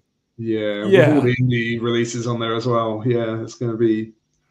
Have they exceeded the number of PS1 games yet? They must. I guess they must. I feel like they have. I really do. Yeah. But yeah. Oof, man. So yeah. I mean, it's a game about banging sheep, so it is what it is. But there's a game for everything, wasn't it? And it's exclusive to PAL. It only came out in Germany, and it's actually kind of difficult. To get it cheaply. Like it's kind of expensive for what it is. Like if you live over in Germany, I'm sure you get it for like $10 or something now, but like it's kind of expensive to get it shipped over here. But dude, come on, you gotta have it. It's just, you gotta have, there's certain things I have to have, man. And that's just one of them. Like I couldn't like you are the collector. That was like, collector. Dude, that was on the list, like of games that like, oh, I gotta make sure I get that before it's too late. I gotta get that sheep fucking game. It'll be a hidden gem on Metal Jesus Rocks one day. Oh my god! Can you imagine I took that on there and said, "Hey, hidden gem, guys, check this." Oh my god, man! I would hear the end of it. Okay, so yeah, I'm not saying it's good. That's not what I'm saying at all. Oh yeah, no. Don't take my opinion as like this is a good game. This is just like you got to have it in the collection. I have quite a few games like that. There are games that are like that are good you need to have, and then there are games I call them meme games. They're like meme games. They're like Gollum and King Kong, and like I like having like terrible games too. So yeah, I'm saying I like watching terrible films. yeah. There's still fun to be had, I think, even from a bad game or a bad movie, even like bad music. It's become a thing, hasn't it? Really, things that are so bad that they sort of cycle back around and become good somehow. Neil Breen films, I've been watching all of them over the past few years, and they're amazing. But yeah, I like things that are like a little cheesy on purpose. Like, you guys ever heard of the band Glory Hammer? You ever heard Glory Hammer? No, but I like them already. Oh, dude, like their lyrics are just like completely absurd. It's like a D&D thing, but it's like also like sci-fi. It's absurd, but it's a lot of fun. I highly recommend it if you want to listen. It's stupid, but it's fun stuff. I'll have a listen. All right, my first pickup here. I just did a pickup video recently. I can't believe I still have more stuff. But here is Milty Blood, actress Credenza. This is a fighting game for the system, and hopefully I have some footage here. If you like fighting games, boom. Okay. You have that. It's on the cheap too, but I got this in a bundle, thankfully. A bundle of games. Pretty much. I should have got footage for that sheep game. What was I thinking? But if you appreciate like a 2D fighting game, especially with sprite work, I mean, this game would be right up your alley. And I think it's very cheap. It goes for like maybe $10, maybe 15, 20 at the most. But yeah, there's that one. I also got, it's kind of funny here, it's a sequel, which is Milty Blood actress again. And I'll show a little bit of footage of that one. Kind of looks the same, but it's a better game. Wait, no, that's wrong. That's the other game. Hold on, I showed you the original. There we go. Wrong icon. There you go. This is the sequel. Actress again. Pretty cool stuff here. Yeah, nice sprite work. Yeah. I hate that this is a lost art, but man, we still got a lot of classics that we can play when it comes to 2D sprite work.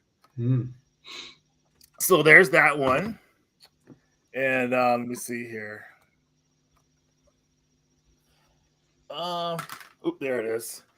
If you're a fan of King of the Fighters series, I got King of the Fighters 99 for Neo Geo, and nice.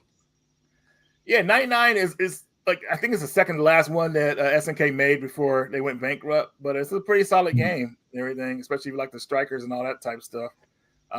Pretty cool. I'm actually actively collecting for Neo Geo CD. Yeah, it's much cheaper than AES and MPS for sure. 100%. But I really like Neo Geo CD. The soundtracks really make it. The loading's an issue, but yeah, especially with fighting games. But some games they load into memory in one shot, so yeah, they're not too bad really. But yeah, the King of Fight, I love 96 myself, but a lot of people say 98 is the pinnacle of the series. Yeah, my personal favorite. Yeah, 90. I mean, it's good. 96 is good. That was the one that really opened the series up to combinations, and like it was a really good game. It laid the foundation down, definitely. Yeah. But 2002 Ultimate is my favorite one. That game is so good. Right. Like, oh my god. But the next game here, I have Superhero Spy for Neo Geo CD. Oh yeah, great. Yeah, that's unusual genre, really. You can only move sideways. Or there were certain sections where you can actually move forwards. But yeah, generally it's side to side action, isn't it? Really unusual. Feels a bit like a boxing game at times. Exactly. There you go. And then it sort of alternates between hand to hand and gun combat. But it's a real coin muncher as well. It's really hard. yeah, definitely. It's like a almost a 2-hour game too. So it's really intense. Yeah, from what I've seen. Yeah, it's a long game. Well, depending on how good you are at it, I'm guessing. But it looked like it was pretty tough. I was like, what the heck? Yeah, it's one of those one of the early Neo Geo titles. But yeah, the scaling effects really helped it to stand out in the arcades. The huge sprites. Yeah, pretty interesting game. Unique. Back then, they were trying new stuff. Like I Yeah. like that. Like they were and being creative, was what we want. This one's a weird one, but it came in a bundle. This is I had to pull it up real fast too. Import PS2 game is called Nurse Witch Kagumi, Chan. And just the footage here. I mean, it's a sprite-based game, so I decided to pick it up. Let me pull it up real fast here. It's like one of these games. Like it's like a gallery where you like clear out screen arcade. Yeah, clear out the screen and everything like that. So I was like, man, this is pretty cool. You know what I mean? So I said, yep, let me go ahead and get that one. I mean, the title was that a hypodermic needle? What's that? I know, right? This was like an anime series, I believe, but I'm not totally sure. But it's got animated cutscenes in it, like kind of like a reward, like intro when you finish a level or ending or something like that. So I thought that was pretty cool. You know? Yeah, reminds me of Don Doco Don and a bit of Bubble Bobble. Yeah, exactly. Next game here. Whoa, just dropped a bunch of stuff. Oh well. Vampire Resurrection for the PS3.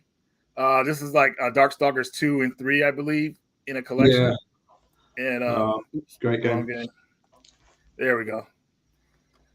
You know, so they were trying to bring Darkstalkers back, but unfortunately it didn't catch on. So Capcom kind of abandoned doing a new one again. They want to get more interest in it. I think it's hard. I mean, they've kind of perfected that game. You know, what more can you do with it? Exactly. It's just the character designs, the locations, the mechanics. It's all just perfect. Really, it's such a great combat game.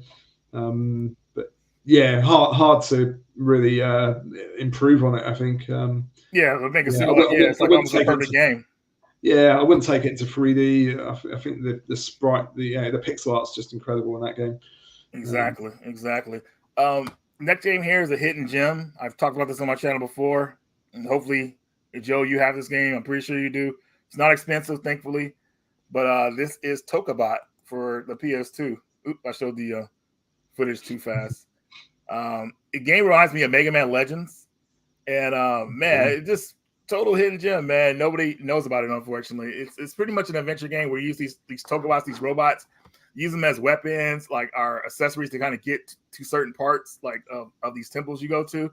And it's just overall like just so much fun. They don't make games like this anymore, at least the ones that we noticed. And the game unfortunately didn't sell well. It came out on PSP first, and the PSP version was cool, but it didn't have all the extras that the PS2 version had. Like you guys see the animated cutscenes here. There's voice acting in this version of the game, so it makes it feel alive. Where the PSP one is like, oh, this is a cool game, but nothing. It's not alive. It doesn't make me feel like I want to dive into it. But the PS2 one, definitely something you might want to pick up if you're looking for a cool adventure game, and it's not expensive. So thankfully for that, people could pick it up without breaking the bank. Oh, camera got all messed up again. Sorry about that. I got this camera I got from Goodwill years ago. Deep cuts today, Reggie. It's some good stuff, man. Yeah. Okay. So next game, another fighting game here. Arcana Heart Part 2. It only came out on the PS2 in Japan. We wanted it to come out to America, but Atlas didn't pick it up for us. Upset at them for this. It's an all-girl fighting game, but it's really good, man. Lots of cool combinations, cool super moves, lots of characters. A very, very tough secret boss in this game. If you fight the secret boss in this game, you're in for like a treat. Well, not a nightmarish treat, because that sucker is like unbeatable almost. I don't even understand how they could like even have that boss in the game. It's terrible. Now that's true arcade design. That's like the mean. They're like, oh, you actually got to the end. Well, here's an unbelievably ungodly boss that you can't ever practice against. Is gonna whoop your ass. It's gonna take you $20 just to see him. Yeah, this boss is like worse than Neo Geo bosses though. That's the SMK bosses don't have nothing on that on this the super boss in this game. I was like, dude, what is going on? I like the camera zooming in and out. I like how this gives you a bigger field of view. That's cool. Right near edge, give you that cinematic view and everything like that. But yeah, that's a cool one to have. I also got here the next one, upgraded Brave Fencer Musashi, which is a total hidden gem on the system. I love this game very much. I originally got this for the Final Fantasy VIII demo. My mom got it for me for Christmas years ago, and I played that demo for like 3 months and loved it. But when I finally played the game, I was blown away. I said, "Dude, I can't believe I hadn't played this game like this long. I've had it." And dude, such a great game, man. I mean, it kind of shows you that like when certain people put a game together, And then like when they try to make a sequel and those people aren't a part of it, you know, you can't replicate that same like feeling the first one had.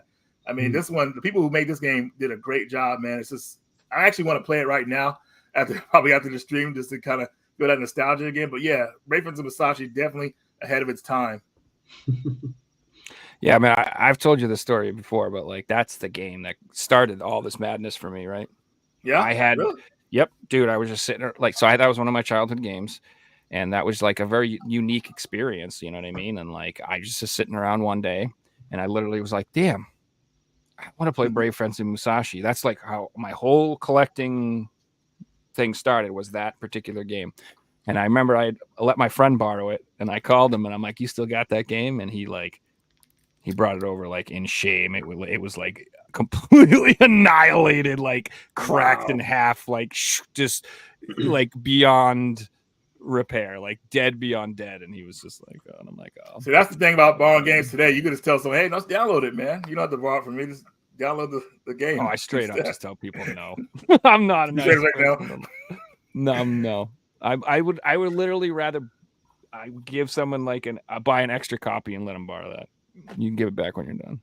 So I'm not letting people borrow my games. No, not anymore. Next game here came in the bundle as well. One of my favorite games of all time. Probably is my favorite game of all time. We have a Steambot Chronicles. Yes, Steambot Chronicles. It's an amazing game. It's a sandbox game, kind of like Grand Theft Auto, but where you can go where you want. And you can follow a certain storyline if you want, or you can change the storyline if you want. Like you be a bad guy or a good guy. You can make money by like playing music on the streets, mini games, gamble. I mean, the game has so much personality. It's so good, and I'm sad that a lot of people don't know about it. They were making a sequel for it, but after the tsunamis, I think the company decided to kind of cancel making a sequel for it.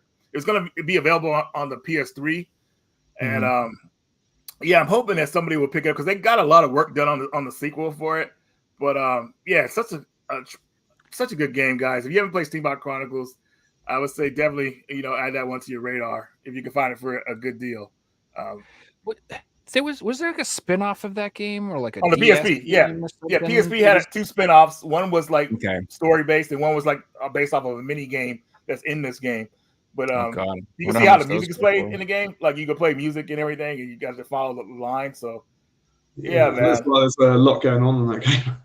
It really is, man. But it's like one of those first games that you like. It's like the game is actually alive. Like the people, the characters, like the voices and everything. Like they just did such a good job. This is when Atlas was like the limited run company back in the day, when they were only putting out certain amounts of copies of games, and like they really put a lot of effort into making this game like really feel like something special. I would say when it comes to voice acting and stuff like that. So, Steambot Chronicles.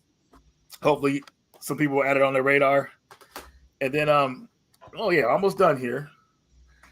I got another Neo Geo CD game, and that is Cyberlip. Yes. Oh yeah, the sort of side-scrolling kind of Contra run and gun with some weird bosses.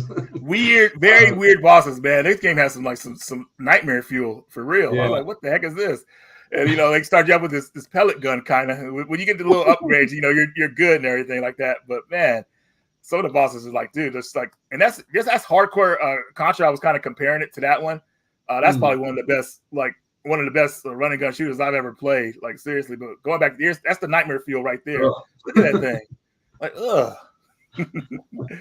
But yeah, awesome. Cyberlip, Neo Geo CD, and then I think I'm down to my last one, or second to last. This one actually came in the mail the other day. This is Donut Dodo. Oh yeah, nice. They got a physical release. You got it on the Switch. Oh, cool. It is on the Evercade too. Yeah.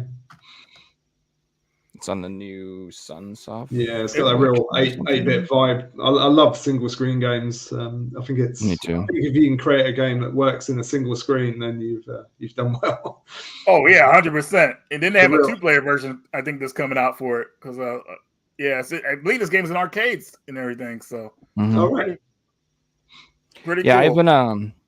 I've been like really into like Atari lately and playing tons of games like this lately. Just going back and playing ones. Yeah, dude, these games are so good. They are, man. And if they sometimes that's what you need, isn't it? Just a few elements put together on the single screen. Yeah, I mean Donkey Kong, Pac-Man, Space Invaders, so Tetris, these some of the greatest games ever made, and I still play Miss Pac-Man like all the time when I'm just like, I don't know what to do. I don't know what to play. Yeah, it's always fun, man. I play the Super Nintendo version. So good, dude. You gotta play the 1-up arcade version where you can turn up the speed. Oh man, those versions are the best ones, man. Best experiences. The SNES has the speed boost turbo thing. That's why I liked. Yes, that's why I like. And the SNES version has like you can make the maps bigger, so you can have like giant levels and stuff like that. Give yourself like a little more shot. Yeah, it's great. Super fun. And my last one is Valken Assault Suit. This game was released on the Super Nintendo as Cybernator. You guys remember that? A little bit of wrong game. Got to go to the right. Oh, it's at the top here. I'm trying to figure out how to do all this like properly where just a button push. There we go. So the American version called Cybernator came out here was like, I guess it was edited. This version is unedited of the game, so it has that crazy ending that they cut out for us and some other stuff. So pretty cool. This looks awesome. Yeah, run and gun mech game. So definitely, I think a lot of people will want to pick this up. And I didn't know about this.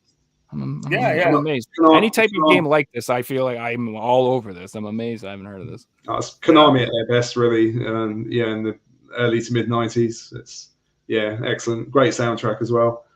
And I think the American release, like Reggie said, they stripped out. I think they stripped out all the the radio chat. They did. I could be wrong. They did. They 100%. You're right. They cut out the ending that was pretty, out there, I would say, at the time.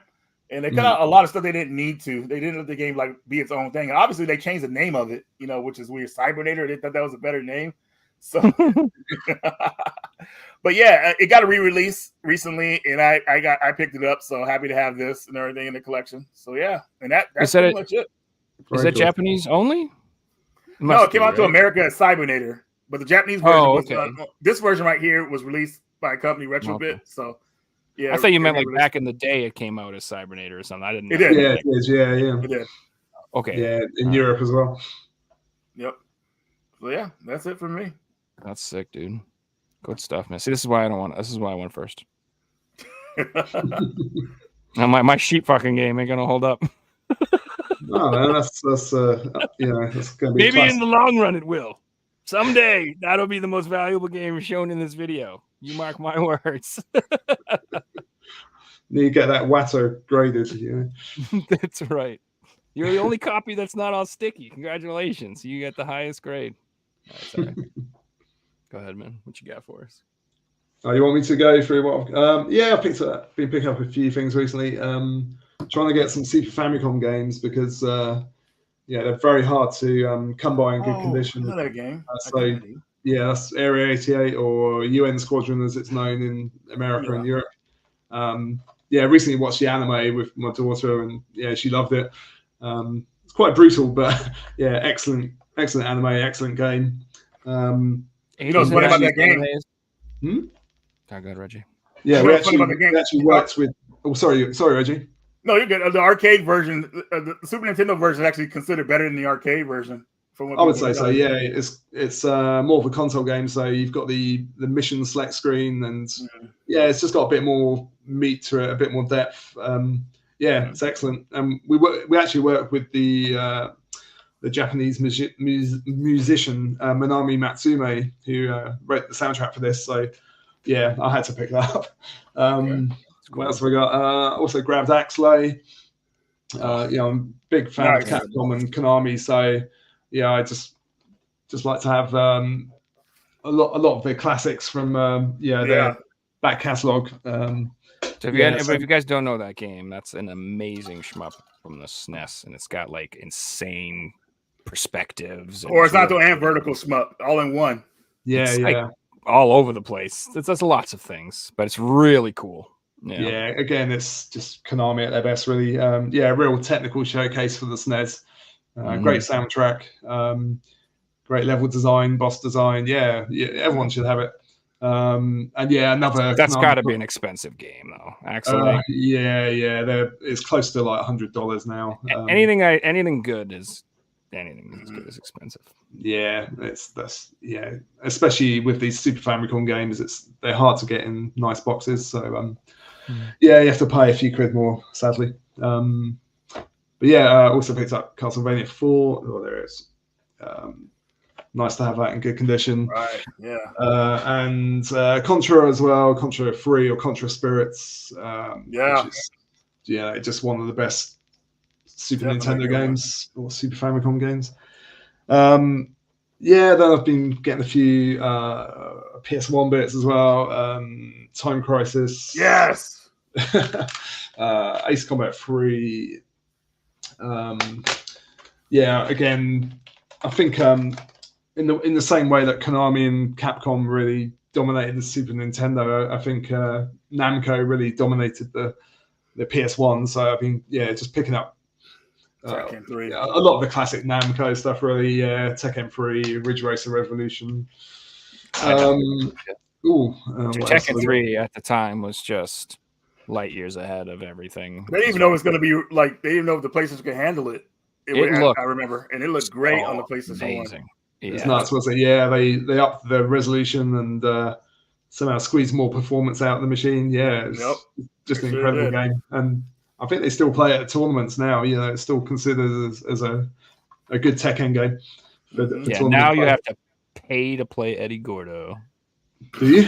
Oh no, come on. Tekken 8, he's a downloadable character. DLC. He's DLC now. Oh man, no, Eddie should be a main selectable character. Come on. So I've complained that I will not buy that game, but I have a loophole now because my roommate bought it for me. So now I can play Tekken and bitch about it and not be a hypocrite. So I'm very pleased. I was like, oh, this is the best of both worlds. Thank you. Funny. You're in the element. Again, another PS1 classic, Biohazard.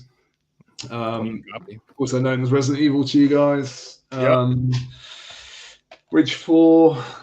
Yes, that's my favorite one. Superb. Tekken 2, which actually that's my favorite Tekken game, actually, just for the aesthetics and the music.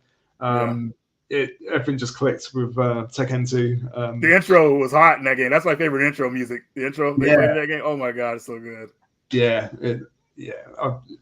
Namco and the PlayStation 1 were just like a match made in heaven, really. Also got Raystorm, which I really love. It's very good. Very cool Taito shooter with music by Zentata. Interesting lock-on mechanic, which you also saw in Ray Force or Layer Section, I think it was called. Ace Combat 2 I picked up. I just love the soundtrack and the presentation and arcadey sort of flight sim gameplay. I could tell that I like why I like your games, because you like all the games that I like play when I play. I'm like, anything you can shoot, any shooting ships games, flying, anything, I'm just down, man. Like, I love Ace Combat, all that stuff. It's so funny, man. To me, the PS1 was the best machine, really, in terms of the variety of games and the quality of the games. It was superb machine. And speaking of variety, there's Ghost in the Shell as well, which is really cool. You guys got a way better cover than us. It's a bit rude, isn't it? But I guess you call it a 3D shooter, but I mean, it really is truly 3D, as your tank can climb up walls and cling onto the ceiling. And the soundtrack's again amazing. It's lots of sort of hard techno, sort of Dave Angel. What was it? Spook and Spell. Loads of great stuff. Just been getting really into PS1 recently, and it's all quite cheap as well. It's generally about 10-15 quid. Where you are, good time to cheap. Raystorm ain't cheap here. I think it's a good time to collect for PS1 before the prices. Before Reggie starts talking about hidden gems and the prices go crazy. Yeah, I know, right? Like, it's funny. I remember the video I did, like me and Jason did years ago, was PS2 hidden gems. That was the PS2 gems video that everybody went mad for, and prices went up. Like, that's the first time I talked about this game called Samurai Western that no one heard of for the PS2, which is an awesome game. That game was $20. Man, eBay, people were trying to sell eBay for like almost $200, and people were buying it. I was like, dude, what? Yeah, people were going. They go insane for hidden gems, man. Or just like they can't have something, they want it, and they just I don't know. But that was crazy.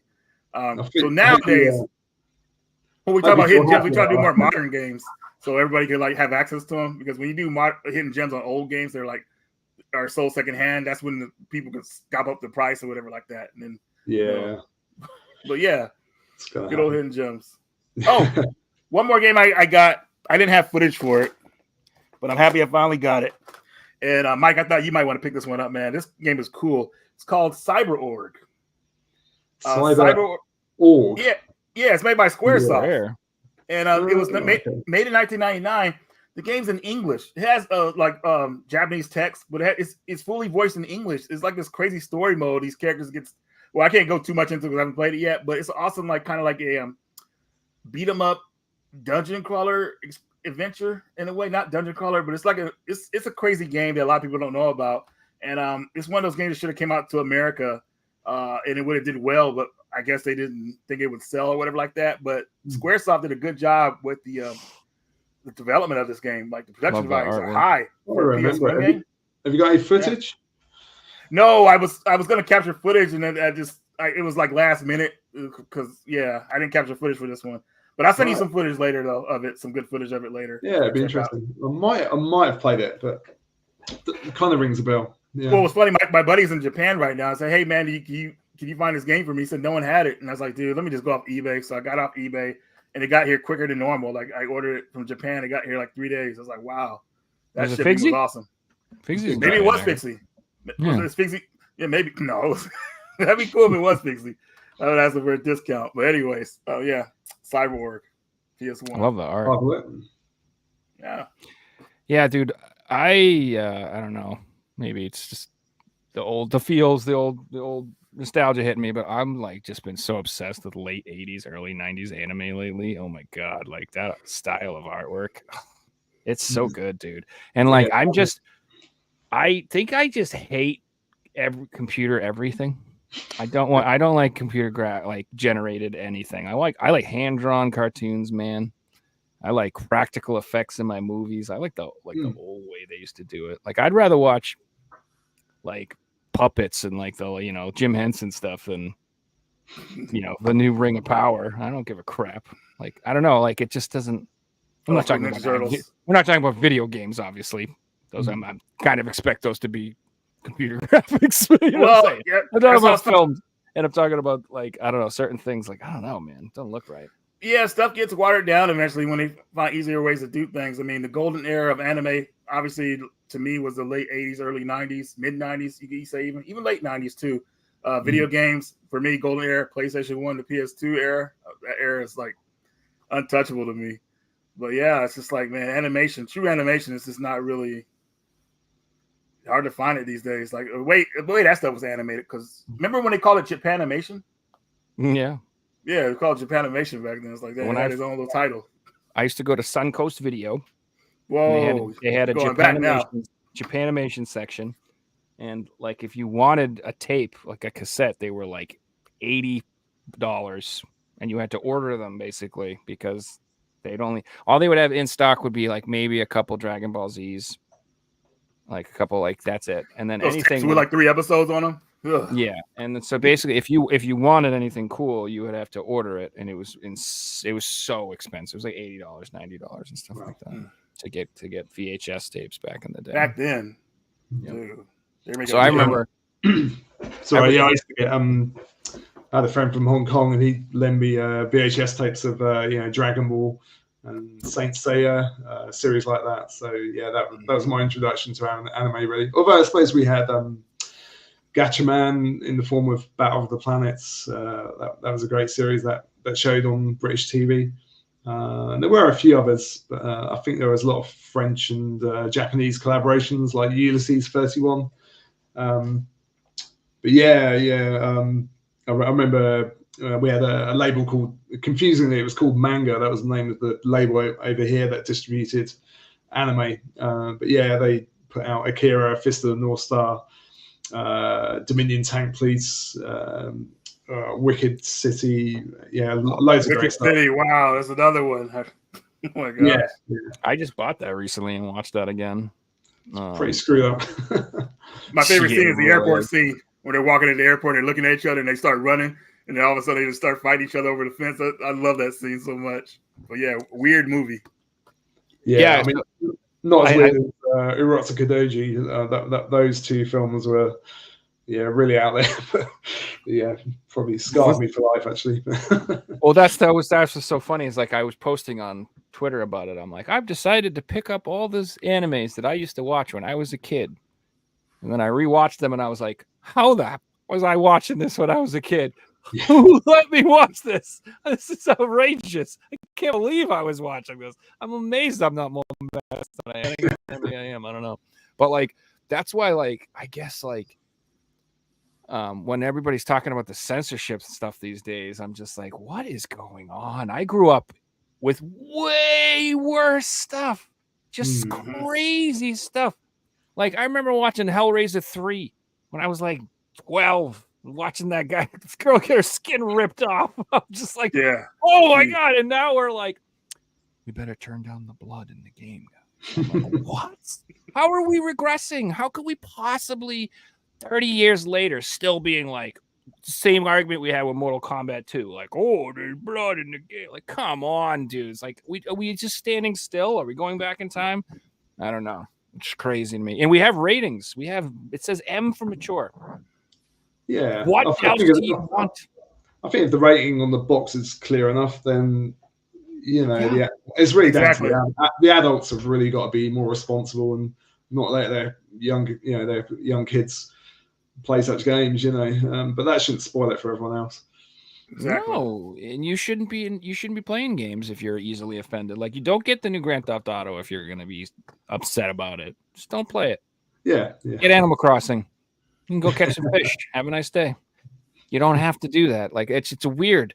It's I don't want to go off on a huge tangent, but like, I don't know. There's too many people trying to tell other people what they can and can't like, and that's just not how it works, guys. It's not how it works. It's never how it's worked. It's funny because it used to be people telling one group of people what they can and can't like, and now those people are telling everybody what they can and can't like. It's like, what the hell's going on?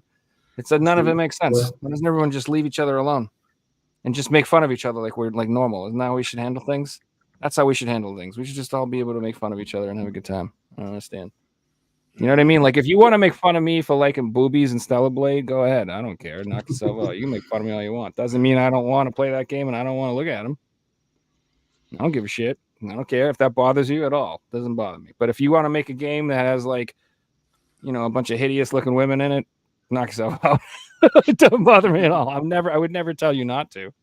The problem is when they make stuff nobody buys it, then they get mad. And so then it's a problem that you like something that different because you're not buying what they want you to buy.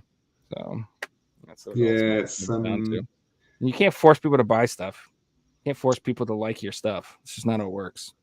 That's true. No. I think it's a clever move, though, isn't it? Courting controversy. We did it with one of the games I tested back when I was 19, 20 was Carmageddon, which was all about running people over, for points. And that caused huge uproar. But actually, it was the best marketing the game could have possibly received. It was on all the newspapers. It was on TV.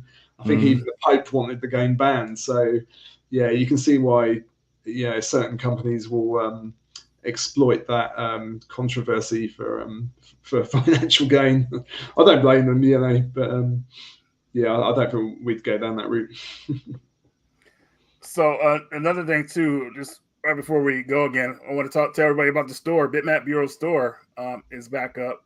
If you guys want to check it, we'll have a link in the description. Yeah. For the video and everything. Like, definitely, if you want to look at some of the titles they've had or they have here, here's a Battle Axe, for example, that is going to be available on a compilation that is going to be releasing pretty soon. You also see another one, which is one of my favorites, a Final Vendetta, a good, awesome beat 'em up. You want old school beat 'em up like Final Fight? Better than Final Fight. I'll even go there and say better than Final Fight because you got the combination juggles and everything like that. And then, of course, the epic Xeno Crisis, which everybody should have in their collection in their house. awesome, fantastic game. And it will go even a little bit more old school with 88 heroes is up on the channel on the webpage. So definitely check that one out too as well. You know, a lot of work went into this one. Hand-drawn sprites for each hero. So even the Switch version adds 10 more heroes. So they added 10 more heroes for the Switch version. So you get 98 heroes with that one. So definitely check these games out, guys. 88 wasn't enough. Yeah. Thanks, Reggie. And then that collection, is that coming out in July, I believe, right? I think so. Yeah. I've just had my head buried in game dev for the last few months, really. So I'm not too sure what's going on with releases, but yeah, I think it's on pre-order now on Amazon, places, all the good toy stores and all that. So pretty sure it's coming out in July. I would definitely get it, guys, if you're into collecting, because if you buy those 3 games separately, you're looking at like $200 at least, probably on the PS4. Yeah. So, the collection is going to be a good way to go, and then it's just also convenient. So I'll be picking it up for sure. Also looking forward to your new games, man. Not just these ones. Truly am, like, especially like if you guys obviously make a shmup, and if you put it on every platform like Xenocrisis, I will probably buy it on every platform. I will single-handedly support that release. So we'll get there. Yeah, you'll be the first to know if we make a shmup. Don't worry, Joe. Awesome. Very cool. All right. Well, I think that wraps it up. Any last parting words? Anybody? Anything? No? Any big speeches? Braveheart or anything? Nothing? No, I'm good. It's been a pleasure, though. Thanks for having me. Yeah, it's honor to have you on. Great to talk to Reggie finally as well, because we've been tweeting at each other for like years now, and I know, right? yeah, finally got to talk to the guy. Very cool. Yeah, well, this was a lot of fun, man, and it was really cool to have your insight on the development and everything, and hope to have you back on when you're promoting the next thing or you got going on, and that was a lot of fun. So, that'd be great, Joe. Yeah, we got some big games coming out later this year, so if you'd have us back, I'll happily talk about them and anything else. I like the quiz. Yeah, I'm up for another quiz for sure. Can you give us maybe any hints to any of the future projects? Or I don't know. I might get sacked. So no. I've got to be really careful. Gotcha. It's based on a film. That's all I can say.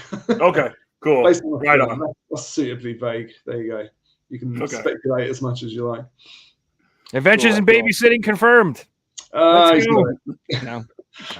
All right, cool, guys. Thanks for watching, everybody. Hope you have a great rest of your night. Coming up next show, we got CAG coming on. So if you guys want to join, that should be awesome. Got the CAG man. Heck yeah. And have a great rest of your night, everybody. Thanks. Cheers, guys.